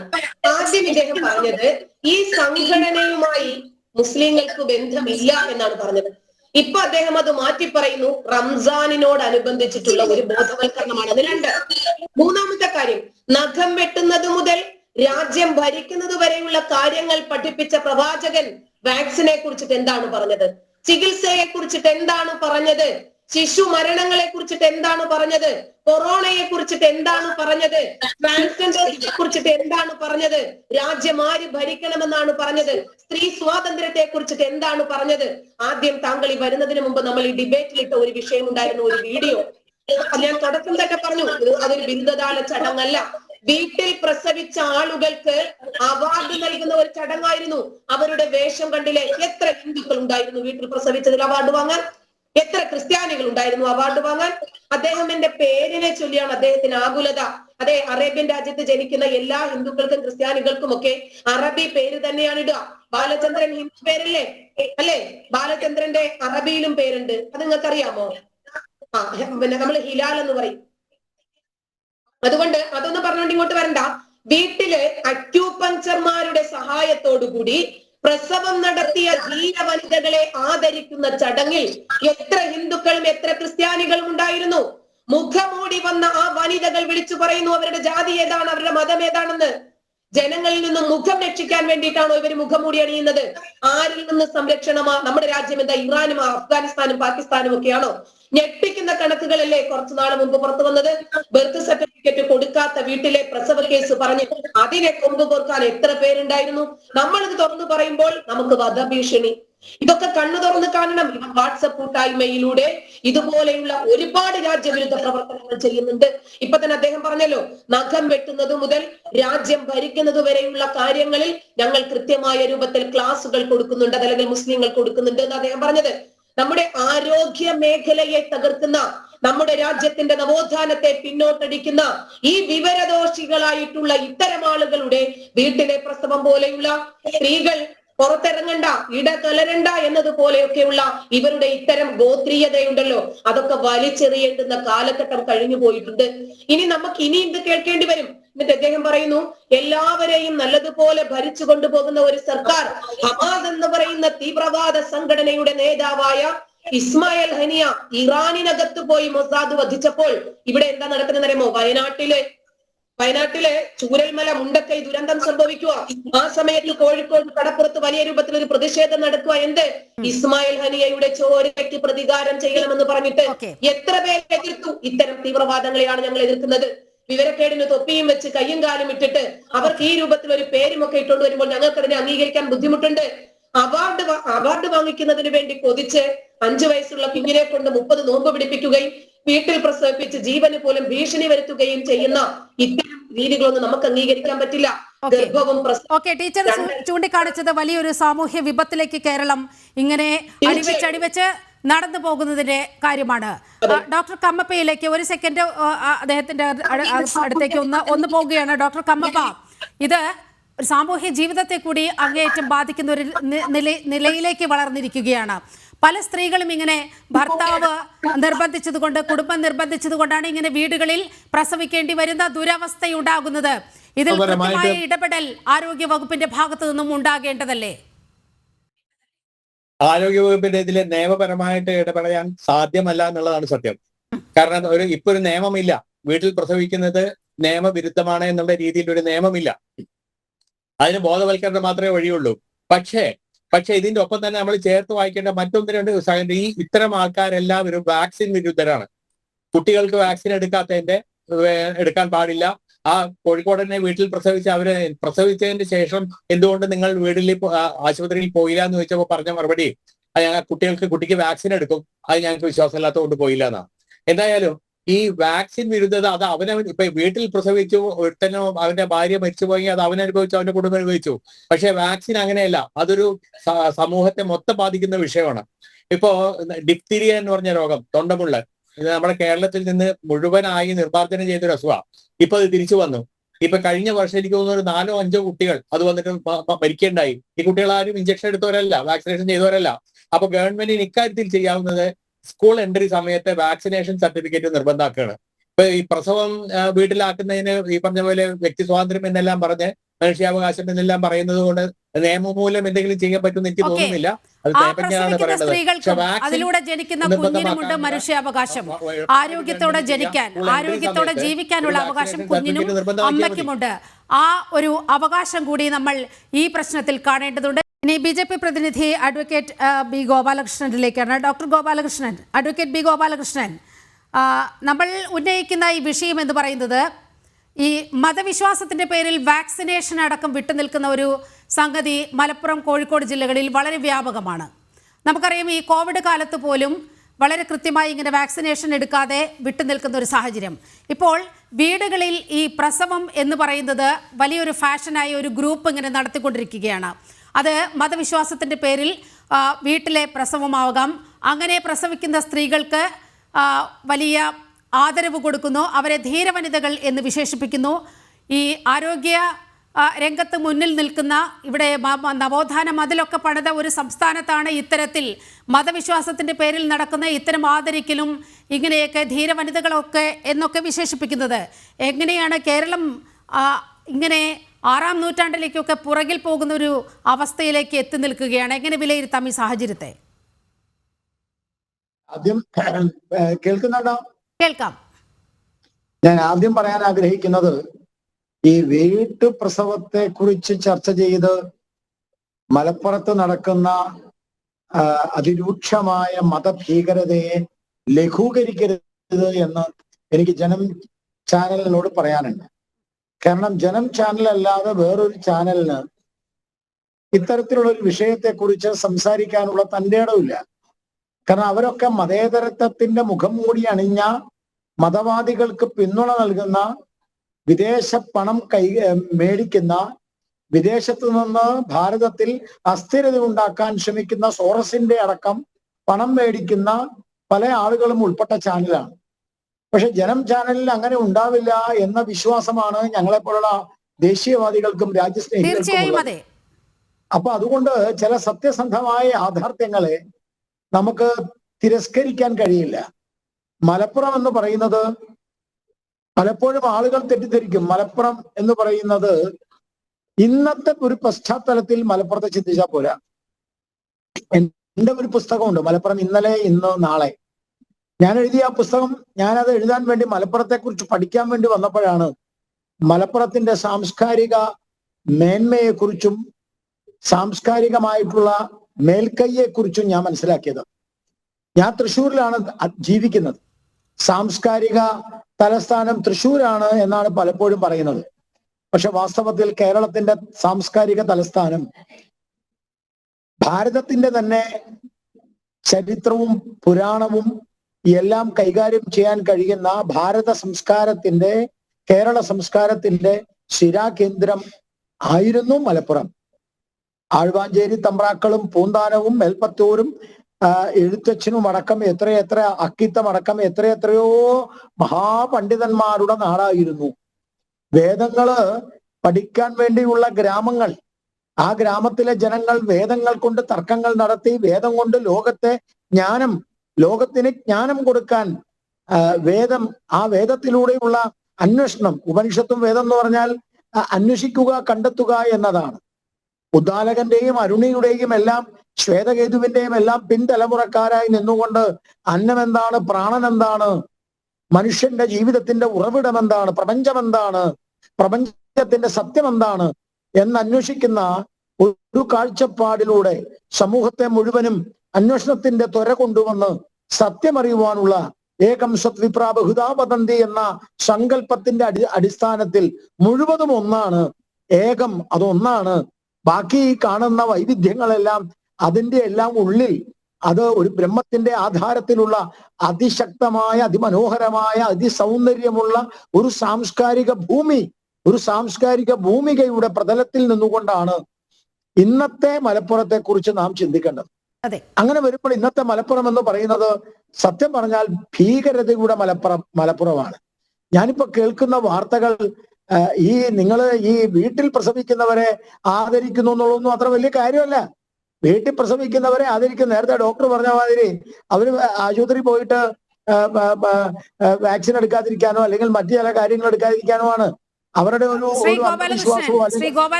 നമ്മൾ ഈ വിഷയം ചൂണ്ടിക്കാട്ടിയത് മെക്സവൻ എന്ന് പറയുന്ന ഒരു വ്യായാമ കൂട്ടായ്മയുടെ പുറത്ത് പോപ്പുലർ ഫ്രണ്ടുമായി ബന്ധപ്പെട്ട് നിൽക്കുന്ന ആളുകൾ അതിന്റെ പുറകിലുണ്ട്. ഇങ്ങനെ ഓരോന്നിനെയും മറപറ്റിക്കൊണ്ടാണ് സംസ്ഥാനത്തെ ഭീകരവാദ ഗ്രൂപ്പുകൾ പല പോക്കറ്റുകളിലായി കേന്ദ്രീകരിക്കപ്പെടുന്നത്. അങ്ങനെ ഒരു കേന്ദ്രീകരണം ഇങ്ങനെ വീട്ടുപ്രസവങ്ങളുടെ വാട്സപ്പ് ഗ്രൂപ്പുകളിലൂടെ ഇങ്ങനെ ഫോം ചെയ്യപ്പെടുന്നു. ഇതും ഒരു തീവ്രവാദ സ്വഭാവത്തിലുള്ളതാണ് എന്നാണ് ഞങ്ങൾ പറഞ്ഞു വെക്കുന്ന രാഷ്ട്രീയം. തീർച്ചയായിട്ടും അതിനെ ഞാൻ സ്വാഗതം ചെയ്യുകയാണ്. തീർച്ചയായിട്ടും അത് ആരും ശ്രദ്ധിക്കാതെ പോകുന്ന ഒരു വിഷയം തന്നെയാണ് നിങ്ങൾ ഇന്ന് എടുത്തത് എന്നുള്ളതിൽ ഞാൻ ജനത്തിനെ അഭിനന്ദിക്കുകയാണ്. പക്ഷെ എന്റെ പോയിന്റ് അതല്ല. എന്റെ പോയിന്റ് ഇപ്പൊ സലഫി കൂട്ടായ്മ ഇവിടെ ചർച്ച വന്നോന്ന് എനിക്കറിയില്ല. ചർച്ച വരാൻ വഴിയുണ്ട്. കാരണം ജാമിദ ടീച്ചറൊക്കെ ഉള്ളപ്പം അത് തീർച്ചയായിട്ടും ചർച്ച ചെയ്യപ്പെടേണ്ടതാണ്. മുസ്ലിം തൊഴിലാളികളെ കൂട്ടിച്ചേർത്തുകൊണ്ട് സലഫി സെന്ററിന്റെ ഒരു യോഗമൊക്കെ വിളിക്കുന്ന സാഹചര്യം. അതെ. അപ്പോ ഞാൻ അതിനെ കാണുന്നത്, ജനം ചാനല് ഈ ചർച്ചകൾ എടുക്കുമ്പോൾ പ്രത്യേകിച്ച് ഈ സലഫി കൂട്ടായ്മ പെരിന്തൽമണ്ണയില് ഇതേ അന്യ സംസ്ഥാന തൊഴിലാളികളായിട്ടുള്ള മുസ്ലിങ്ങളെ മുഴുവൻ ഒരുമിച്ച് കൂട്ടുമ്പോൾ ഞാൻ ഭയപ്പെടുന്നത്, ഞാൻ ആ പോയിന്റിലേക്ക് വരുന്നത്, ഞാൻ ഭയപ്പെടുന്നത് മഹാരാഷ്ട്രയിലെ നാഗപ്പൂരിൽ നടന്ന ലഹളയാണ്. സമീപകാലത്ത് നാഗപ്പൂരിൽ നടന്ന ലഹളയിൽ പോലീസ് വേഷത്തിൽ അല്ലെങ്കിൽ പോലീസുകാരായിട്ട് ലഹള നിയന്ത്രിക്കുവാൻ വന്ന സ്ത്രീകൾ, ആ പോലീസ് സ്ത്രീകളെ അവരെ മാനഭംഗപ്പെടുത്തിയ, അവരെ റേപ്പ് ചെയ്ത, അവരുടെ വസ്ത്രം വലിച്ചു കീറിയ, അവരെ ക്രൂരമായിട്ട് റേപ്പ് ചെയ്യാൻ ശ്രമിച്ച അപ്പൊ വലിയ ഇഷ്യൂ ആണത്. അതെ. അത് ബംഗ്ലാദേശികളാണ് അത് ചെയ്തത് എന്നാണ് പറയുന്നത്. എന്ന് പറഞ്ഞാൽ ഇന്ത്യയിലെ പ്രധാനപ്പെട്ട എല്ലാ സംസ്ഥാനങ്ങളിലും അത് നാഗപ്പൂരാണ് എന്നുള്ളത് വളരെ ഗൗരവമായി ആലോചിക്കണം. അത് നാഗപ്പൂരാണ്. എന്തുകൊണ്ട് നാഗപ്പൂർ? അപ്പോൾ ഇന്ത്യയിലെ വളരെ പ്രധാനപ്പെട്ട സംസ്ഥാനങ്ങളിൽ വളരെ ബോധപൂർവമായ ഇത്തരത്തിലുള്ള കൂട്ടായ്മ നാളത്തെ അത്യന്തം അപകടകരമായ ഒരു മത ലഹളയിലേക്കുള്ള ഒരു ഒരു ഒരു ഡോറാണോ, ഒരു വാതിൽ ആണോ, അഥവാ ഒരു ഡോർ സ്റ്റെപ്പ് ആണോ എന്നതാണ്. ഒരു ഫ്രണ്ട് ഫുട്ടിംഗ് ആണോ? ശ്രീ ഗോപാലകൃഷ്ണൻ, ഒരു കാര്യം കൂടി ഇതുമായി ബന്ധപ്പെട്ട അങ്ങയുടെ ശ്രദ്ധയിലേക്ക് ഒരു വിഷയം കൂടി കൊണ്ടുവരികയാണ്. കഴിഞ്ഞ കുറച്ച് ദിവസങ്ങൾക്ക് മുൻപാണല്ലോ ഒരു ദമ്പതികൾ മാധ്യമങ്ങൾക്ക് മുൻപാകെ വന്ന് അവർ വീട്ടിൽ പ്രസവിച്ച കുഞ്ഞിന് ജനന സർട്ടിഫിക്കറ്റ് നിഷേധിക്കുന്നു എന്ന പരാതിയുമായി വന്നത്. ഇത് ഒരുപക്ഷെ അവർ പ്രസവിച്ചതിന് ആ വീട്ടിൽ പ്രസവിച്ചതായിരിക്കാം. പക്ഷേ ഇങ്ങനെ വീട്ടുപ്രസവം എന്ന പേരിൽ എവിടെ നിന്നെങ്കിലുമൊക്കെ കുഞ്ഞുങ്ങളെ കൊണ്ടുവന്ന് ഇവിടുത്തെ ജനന രജിസ്റ്ററിൽ ചേർക്കുകയും അങ്ങനെ ജനസംഖ്യ ക്രമാതീതമായി കൂട്ടി ഈ രാഷ്ട്രീയത്തെ തന്നെ നിയന്ത്രിക്കുന്ന രീതിയിലുള്ള ഒരു അത്തരത്തിലുള്ള പ്രവർത്തനം ഈ സംഘടനകൾക്കിടയിൽ വളരെ വ്യാപകമാണ്. ഇപ്പോൾ ബംഗ്ലാദേശികൾ വന്ന് ഇവിടെ റേഷൻ കാർഡിൽ പേര് ചേർത്ത് അവർക്ക് വോട്ടർ ID ഒക്കെ കൊടുക്കുന്ന സാഹചര്യം പോലെ തന്നെ ഇങ്ങനെ കുഞ്ഞുങ്ങളെയും പുറത്തുനിന്ന് കൊണ്ടുവന്ന് ഇത്തരത്തിൽ സർട്ടിഫിക്കറ്റ് ഉണ്ടാക്കി ഇവിടുത്തെ പൗരനോ പൗരയോ ആയി വളർത്തപ്പെടുകയില്ലേ? അതായത് ഈ ഭീഷണി എന്ന് പറയുന്നത് വരും തലമുറയ്ക്കാണ്. നമുക്ക് ശേഷം വരുന്ന യുവതലമുറ, അടുത്ത തലമുറ അനുഭവിക്കാൻ പോകുന്ന വലിയൊരു സാമൂഹ്യ വിപത്ത് കൂടി ഈ പ്രശ്നത്തിലുണ്ട്. 2047 ആവുമ്പോൾ ഇന്ത്യ ഭരിക്കും, 2033-31 ആവുമ്പോൾ കേരളം ഭരിക്കുമെന്ന് പറഞ്ഞ ഒരു വിശാലമായ ഒരു കോണ്ടസ്റ്റിൽ കൃത്യമായ പ്ലാനിങ്ങോടുകൂടി ഞാൻ ജനം ചാനലിനോട് ഒരു കാര്യം കൂടി പറയാൻ ആഗ്രഹിക്കുന്നു. എന്റെ യാത്രക്കിടയിൽ വാഗമണ്ണിൽ എനിക്ക് പോകേണ്ടി വന്നു കഴിഞ്ഞ ദിവസം. ഞാൻ ഫോട്ടോസ് ഒക്കെ എടുത്തിട്ടുണ്ട്. ആ വാഗമണ്ണുമായി ബന്ധപ്പെട്ട പ്രദേശത്ത് 100 കണക്കിന് മുസ്ലിങ്ങൾ, ഇസ്ലാം കൺസെപ്റ്റിലുള്ള ആളുകൾ, അവർ കേരളത്തിലുള്ള ആളുകളല്ല, അവര് എവിടുന്നൊക്കെയോ വന്നിട്ട്, എൻ്റെ ഒരു കാഴ്ചപ്പാട് ശരിയാണെങ്കിൽ ബംഗ്ലാദേശിൽ നിന്നുമല്ല, നമ്മുടെ ഈ അത്യന്തം അപകടകരമായിട്ട് ഇന്ത്യയുടെ ബോർഡർ കടന്നു വന്നിട്ടുള്ള ആളുകളാണ്. ബംഗ്ലാദേശ് അല്ലാതെ, ബംഗ്ലാദേശികളും അല്ല, മ്യാൻമറിൽ നിന്ന് വന്നിട്ടുള്ള ആൾ. അവർക്ക് ഒരു പ്രത്യേക പേരുണ്ട്, ഞാൻ പെട്ടെന്ന് മറന്നുപോയി. റോഹിംഗ്യൻ അഭയാർത്ഥികളെ ഈ വാഗമണ്ണിൽ കൊണ്ടുവന്ന് വളരെ ബോധപൂർവമായിട്ട് അവരെ അവിടെ പാർപ്പിച്ചുകൊണ്ടിരിക്കുകയാണ്. ആരും ശ്രദ്ധിക്കുന്നില്ല. കഴിഞ്ഞ ദിവസം ഒരു ബസിന്റെ ഉടമസ്ഥൻ എന്നോട് പറഞ്ഞത്, പെരുമ്പാവൂരിൽ നിന്ന് കാലിയായിട്ട്, വളരെ ഗൗരവമായ വിഷയമല്ലേ, പെരുമ്പാവൂരിൽ നിന്ന് കാലിയായിട്ടൊരു വണ്ടി ബംഗാളിലേക്ക് പോകുന്നു. അപ്പൊ അവിടെ പെരുമ്പാവൂരിലെ ബംഗാളികളായിട്ടുള്ള ആളുകളെ അതിനകത്ത് കയറ്റിയിട്ട് നിങ്ങളെ കൊണ്ടുപോകുന്നു എന്ന രീതിയിലാണ്, ജോലിക്കാരായ ബംഗാളിലേക്ക് കൊണ്ടുപോകുന്നു എന്ന രീതിയിലാണ് ബസ് പോകുന്നത്. പക്ഷെ ബസ്സിൽ തിരിച്ചു വരുന്നത് ബംഗാളികളല്ല, ബംഗ്ലാദേശികളാണ്, പുതിയ മുഖങ്ങളാണ്. അത്യന്തം അപകടകരമായ അന്തരീക്ഷം കേരളത്തിൽ സംജാതമായിക്കൊണ്ടിരിക്കുകയാണ്. ഇതിന് ഇടതുപക്ഷക്കാരനും വലതുപക്ഷക്കാരനും യാതൊരു താല്പര്യവുമില്ല. അവർക്ക് ഇതിന്റെ വോട്ടേ വേണ്ടൂ. സംഘടിതമായ വോട്ട് കിട്ടാൻ വേണ്ടിയിട്ട്, ഞാനൊന്ന് പറഞ്ഞു തീർത്തോട്ടെ, സംഘടിതമായ വോട്ട് കിട്ടാൻ വേണ്ടിയിട്ട് അവര് തന്നെയാണ് ഇവർക്ക് വേണ്ട സൗകര്യം ചെയ്തു കൊടുത്ത്, ഇവർക്ക് വേണ്ട ആധാർ കാർഡ് ഉണ്ടാക്കി കൊടുത്ത്, ഇവർക്ക് വേണ്ട സൊസൈറ്റി കാർഡ് ഉണ്ടാക്കി കൊടുത്ത്, ഇവർക്ക് വേണ്ട റേഷൻ കാർഡ് ഉണ്ടാക്കി കൊടുത്ത് ഇവരെ ഇങ്ങനെ പെരുപ്പിച്ചുകൊണ്ടിരിക്കുക. അവരെന്തിനു പറഞ്ഞുകൊണ്ടിരിക്കുന്നത്, അപ്പുറത്ത് RSS വളരുന്നു, അപ്പുറത്ത് ഹിന്ദു ശക്തികൾ വളരുന്നു. പക്ഷെ ഹിന്ദു ശക്തികളോ അല്ലെങ്കിൽ ഹിന്ദുത്വ പ്രസ്ഥാനത്തിന്റെ ആളുകളോ ഈ രാജ്യത്തിന് വേണ്ടി ജീവിക്കുന്നവരാണ്. ഇവിടെ ഇടതുപക്ഷക്കാര് സദ്ദാം ഹുസൈനെ വധിച്ച സമയത്ത് അന്ന് തുടങ്ങിയ ഏർപ്പാടാണല്ലോ, അന്ന് ബന്ധും ഹർത്താലും പ്രഖ്യാപിച്ചു. അതേ കാഴ്ചപ്പാടിലല്ലേ ഇപ്പൊ ഹമാസിന് വേണ്ടിയിട്ട് പ്രാർത്ഥനാ യോഗം.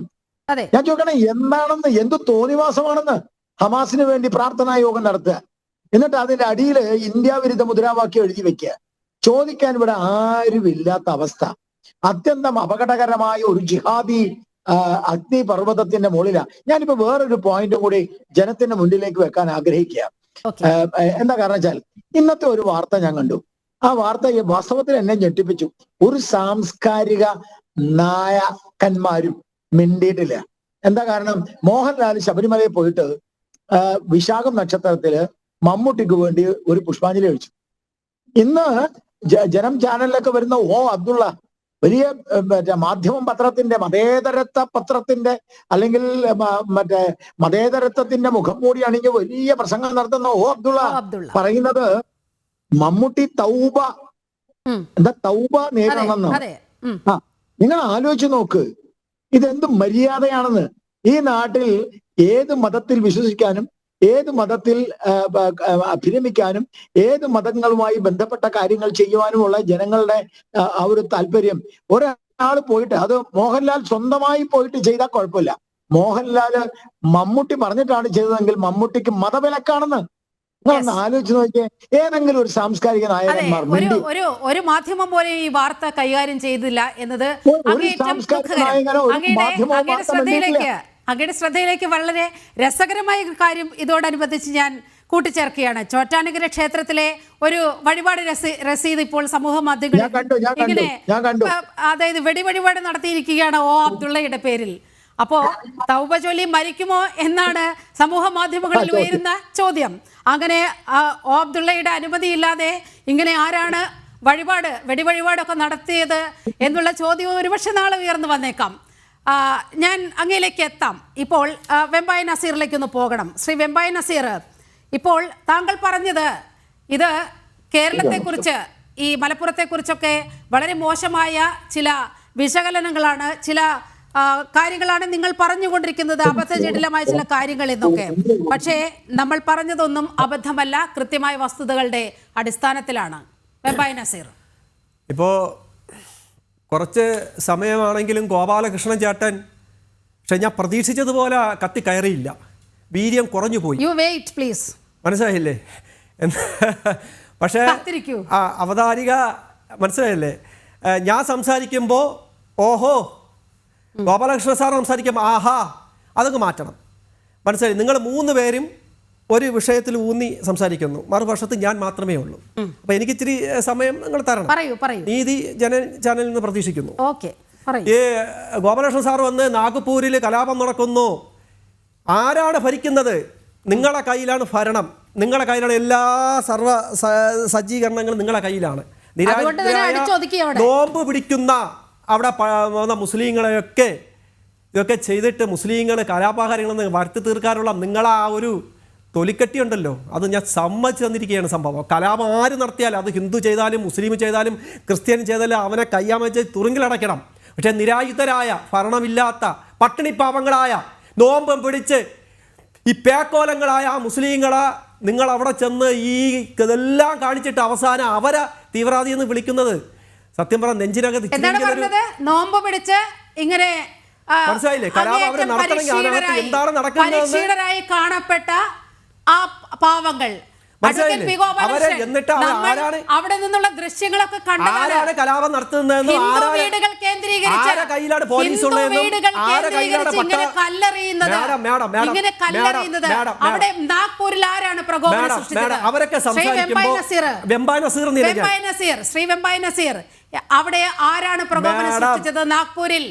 നാഗ്പൂരിൽ ആരാണ് പ്രകോപനം സൃഷ്ടിച്ചത്? സംഭവത്തിന്റെ തുടക്കം താങ്കളൊന്ന് പറയൂ. ഞാൻ സംസാരിക്കുമ്പോൾ ഞാനല്ല നിങ്ങൾക്കെതിരായിട്ടൊന്നും സംസാരിക്കുമ്പോൾ നിങ്ങളുടെ പാനലിൽ ഇരിക്കുന്നവരെല്ലാം ശരിയായി സംസാരിക്കുന്നു എന്ന് നമ്മളെ കാണുന്നതെല്ലാം മഞ്ഞയാണെന്ന് തോന്നരുത്, മനസ്സിലായില്ലേ? അപ്പം എനിക്ക് തോന്നലും നിങ്ങൾക്ക് തോന്നലും, പക്ഷേ നീതിയുടെ പക്ഷത്ത് നിൽക്കണം. പക്ഷേ ഞാനത് നിങ്ങളെന്ന് പ്രതീക്ഷിക്കുന്നില്ല. പക്ഷേ എന്നാലും ഞാനത് പറയുന്നത് ദയവ് ചെയ്ത് ഇടയ്ക്ക് കയറരുത്. അവിടെ ആര് കലാപം നടത്തിയാലും പോലീസുകാരുടെ കയ്യിൽ, ഈ പാവപ്പെട്ട ഈ പറഞ്ഞ മുസ്ലിങ്ങളുടെ കയ്യിലാണോ? കേന്ദ്രം അവരുടെ കയ്യിലാണോ? പറയണം. ഇന്റലിജൻസ് അവരുടെ കയ്യിലാണോ? ക്രൈം ബ്രാഞ്ച് അവരുടെ കയ്യിലാണോ? ഭരണ സംവിധാനം അവരുടെ കയ്യിലുണ്ടോ? പറയണം. എന്നിട്ടും നിങ്ങൾ അവരെ ഇത് പറയുന്നത്, അതാണ് പറയുന്നത് നിങ്ങൾ നീതിയുടെ ഭാഗത്ത് നിൽക്കണമെന്ന്. ആര് കലാപം നടത്തിയാലും അവരെ കൊണ്ടുവരണം. നിരായുധരായ പട്ടിണി പാവങ്ങളെ ചൂണ്ടിക്കാണിച്ച് അവരെ കലാപം ചെയ്തിട്ടുണ്ടെങ്കിൽ അവരെ പിടിക്കാൻ അറസ്റ്റ് ചെയ്യണം. വാസ്തവ വിരുദ്ധമായ കാര്യങ്ങൾ നാഗ്പൂരിനെ ചൊല്ലി പറയുമ്പോഴാണ് അവിടെ വളരെ കൃത്യമായി ബജ്രംഗ് ദളിന്റെ പ്രവർത്തകർ അവരൊരു പോസ്റ്റർ ഒട്ടിക്കുകയാണ്. ആ പോസ്റ്റർ വന്ന് കീറിക്കളയുകയും പിന്നീട് അവിടെ നടന്നത് ഹിന്ദു വിഭാഗത്തിന് നേർക്ക്, ഹിന്ദു വീടുകൾക്ക് നേരെ വലിയൊരു അക്രമമായിരുന്നു. വെറും 10 മിനിറ്റ് കൊണ്ടാണ് അവിടെ നൂറുകണക്കിന് ആളുകൾ അവിടെ തടിച്ചുകൂടുകയും ഇത്തരത്തിൽ ബംഗ്ലാദേശികൾ അടക്കമുള്ള ആളുകൾ ആ വയലന്റ് മോബായി അവിടെ രൂപപ്പെടുകയും പോലീസ് സ്റ്റേഷൻ ആക്രമിക്കുകയും ക്രമസമാധാന പാലനത്തിന് നിന്ന വനിതാ പോലീസ് ഉദ്യോഗസ്ഥരെ അടക്കം മാനഭംഗപ്പെടുത്തുന്ന രീതി അവിടെ ഉണ്ടായത്. അവരെ ലൈംഗികമായി പോലും ആക്രമിക്കാൻ ശ്രമം നടന്നു. ഇത് നോമ്പ് നോറ്റിരിക്കുന്ന യഥാർത്ഥ നല്ല മുസൽമാന് ചേർന്നതാണോ ശ്രീ വെമ്പായ നസീർ? എന്തെങ്കിലും തെളിവുണ്ടോ? ഞാൻ അവരെ പക്ഷത്ത് നിന്ന് സംസാരിക്കുന്ന ടെലിവിഷൻ കാണുന്നില്ല. താങ്കൾ പത്രം വളരെ കൃത്യമായി ദേശീയ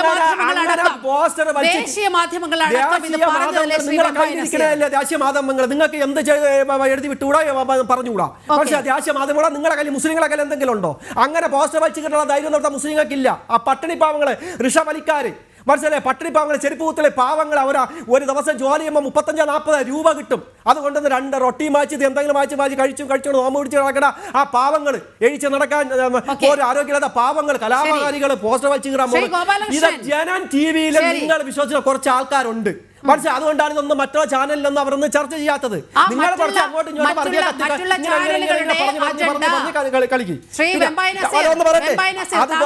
താങ്കൾ ഇടതുപക്ഷ നിരീക്ഷകനാണ് എന്നാണ് പറഞ്ഞത്.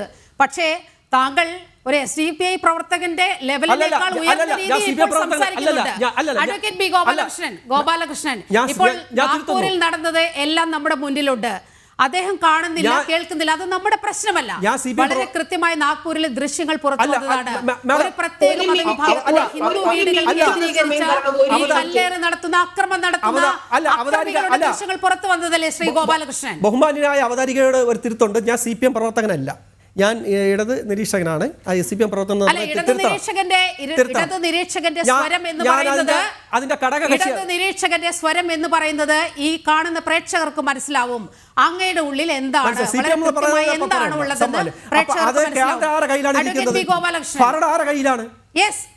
താങ്കൾ പറഞ്ഞു.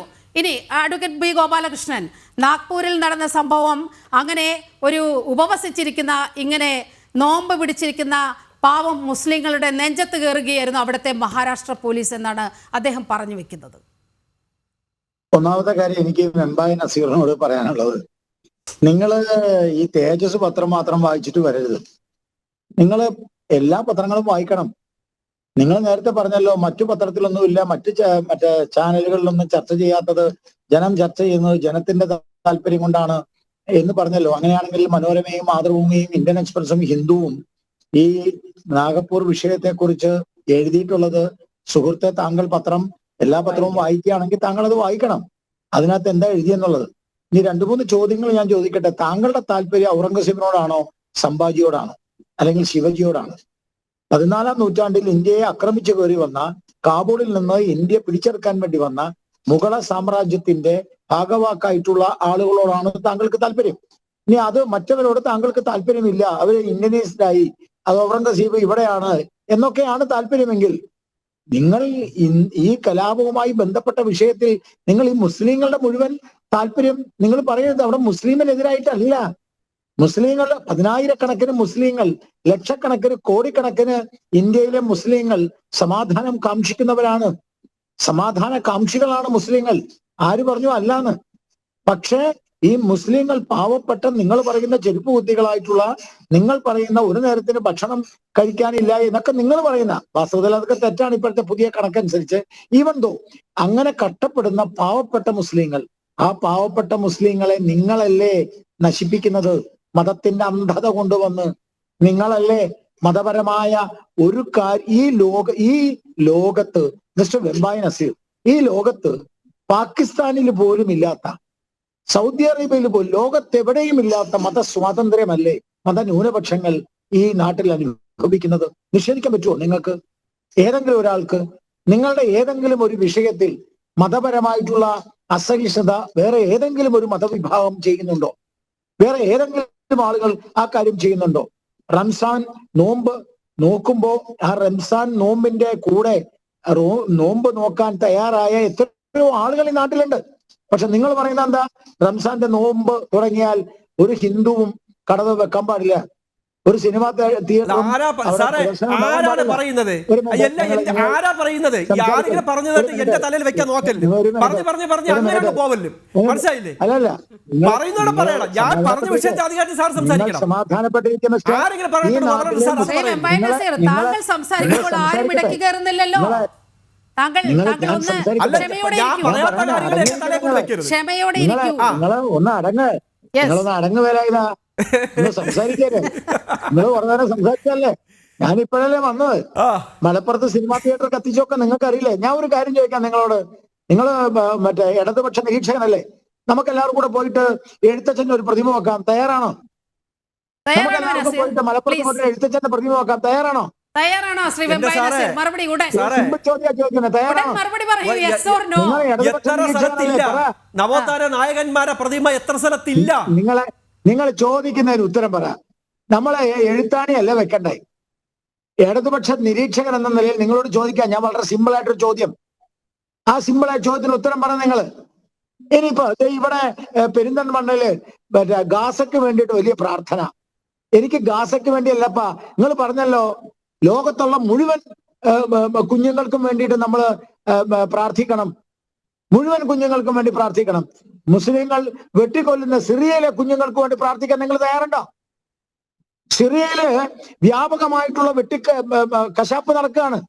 നിങ്ങൾ ഈ ലോകത്തെ ഈ ഇന്ത്യയിലെ ചില തീവ്രവാദി വിഭാഗങ്ങൾ അനുകൂലിക്കുന്ന ലോകത്തെ അൽ ഖ്വയ്ദയുടെ ആളുകൾ നിരപരാധികളായ ആളുകളെ കൊണ്ട് നിർത്തി വെട്ടിക്കൊല്ല് തല വെട്ടി അങ്ങോട്ട് മാറ്റുമ്പോ എന്തേ നിങ്ങൾ മിണ്ടുന്നില്ല?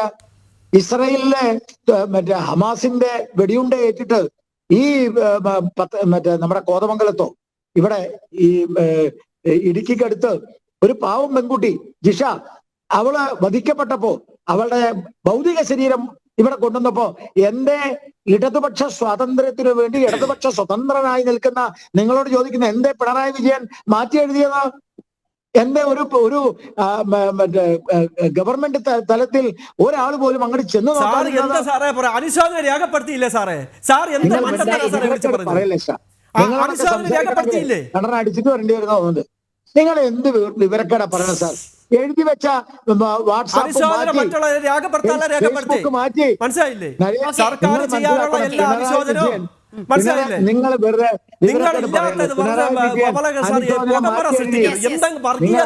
അറിയാത്ത കാര്യം പറയല്ലേ?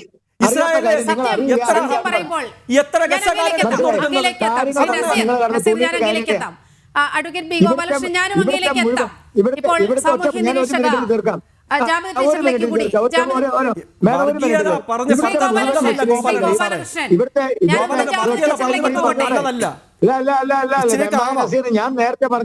ഞാൻ നേരത്തെ പറഞ്ഞ മമ്മൂട്ടിയുടെ വിഷയത്തിൽ നിങ്ങളെന്താ മിണ്ടാത്തെ? മമ്മൂട്ടിയുടെ വിഷയത്തിൽ നിങ്ങളെന്താ മറുപടി പറയാത്തെ? ഞാൻ മമ്മൂട്ടിയുടെ കാര്യം ചോദിച്ചില്ല നിങ്ങളോട്. ഈ നാട്ടിലെ മുഴുവൻ ആളുകളും സഹോദരങ്ങളായിട്ട് നിൽക്കണം. മനസ്സിലായി? ഈ നാട്ടിലെ മുഴുവൻ ആളുകളെ സഹോദരങ്ങളായി നിൽക്കണം. സഹോദരങ്ങൾ തന്നെ. അത് സാറേ പഠിപ്പിച്ചിട്ടല്ല. നമുക്കറിയാം ഹിന്ദുക്കളും മുസ്ലിങ്ങൾക്ക് എല്ലാ സഹോദരങ്ങളും അറിയാം. അത് സംഘപരിവാറിന്റെ ഉപദേശം വേണ്ടെന്നേ പറഞ്ഞുള്ളൂ. മനസ്സിലായില്ലേ?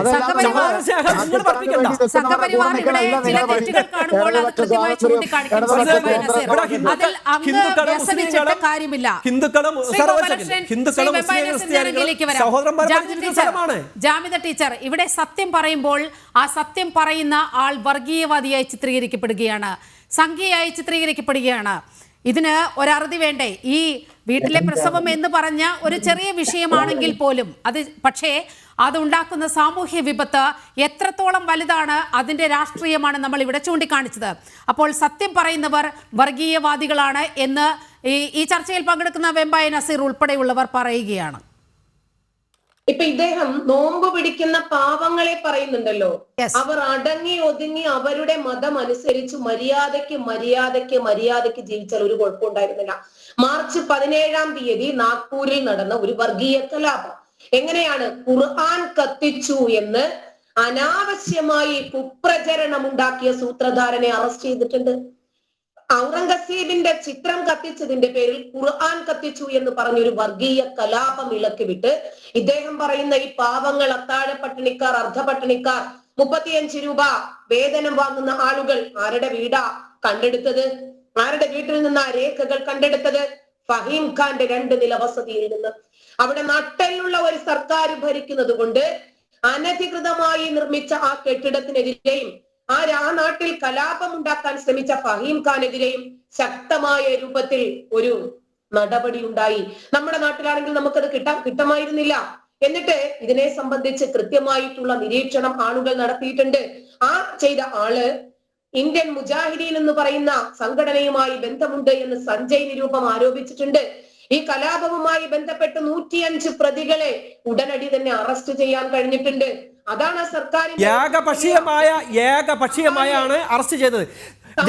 എന്റെ ജാനകി ടീച്ചർ ഞാൻ ഒരു കാര്യം ചോദിക്കട്ടെ, കലാപം നടക്കുമ്പോൾ 2 കൂട്ടരെ അറസ്റ്റ് ചെയ്യണം, 2 കൂട്ടരെ അറസ്റ്റ് ചെയ്യണം. അതല്ലേ കലാപത്തിന്റെ രീതി എന്ന് പറയുന്നത്. ഇത് ഒരു വിഭാഗത്തിലെ മാത്രമല്ല അറസ്റ്റ് ചെയ്തിരിക്കുന്നത്. ഇത് അന്യ സംസ്ഥാനക്കാരെ തന്നെ പറയുന്നു.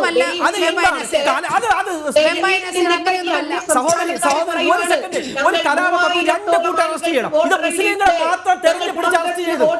ഇത് നീതിയാണോ എന്ന് ഈ നുഴഞ്ഞു കയറ്റക്കാരായിട്ടുള്ള ആളുകൾ പറയുവാണ്. അന്യ സംസ്ഥാന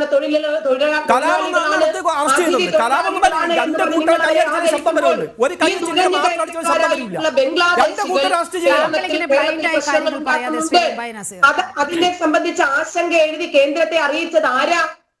ഈ കോലാഹലമൊക്കെ ഈ കേരളത്തിൽ ഉണ്ടാക്കുന്നത് ആരാ? ആയിരക്കണക്കിന് ബംഗ്ലാദേശികൾ കേരളത്തിൽ വന്ന് ഒളിച്ചു താമസിച്ചാലും ശരി, പാസില്ലാതെ ഒരു മലയാളി പോലും വാളയാറിനപ്പുറത്തേക്ക് കടക്കില്ല.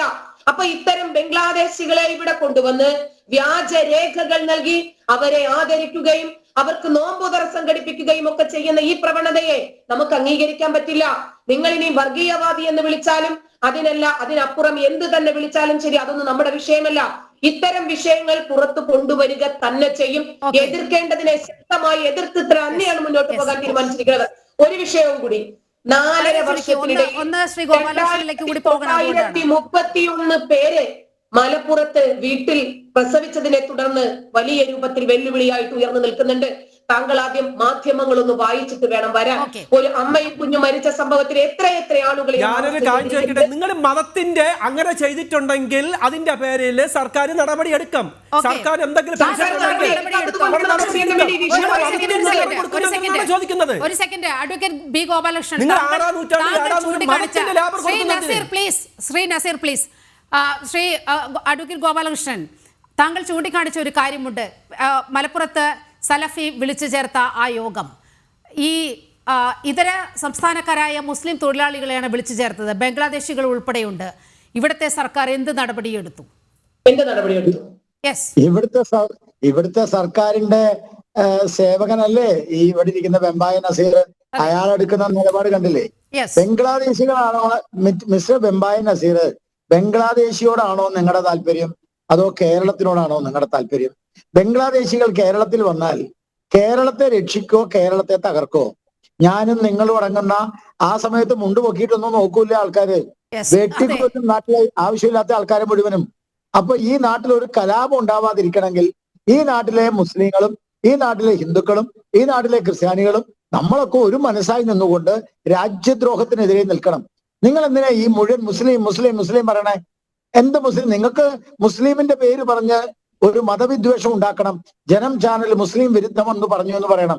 നിങ്ങളൊരു കാര്യം മനസ്സിലാക്കോ, ഈ ചർച്ചയിലുണ്ടല്ലോ, ഈ ചർച്ചയിൽ നിങ്ങളുടെ മുമ്പിൽ വന്നിരുന്ന് സംസാരിക്കാൻ ആയിരക്കണക്കിന് മുസ്ലിങ്ങളുണ്ട്, രാജ്യത്തിന് വേണ്ടി സംസാരിക്കാൻ, നിങ്ങൾക്കെതിരെ സംസാരിക്കാൻ. നിങ്ങൾക്കൊക്കെ വേണ്ടത് ഇവിടുത്തെ തീവ്രവാദികളുടെ നിലപാടിന് അനുകൂല നിലപാടായി മിണ്ടാണ്ടിരിക്കുന്ന നിങ്ങളെടുക്കുന്ന നിലപാടാണ്. നിങ്ങളെടുക്കുന്ന നിലപാടാണ്.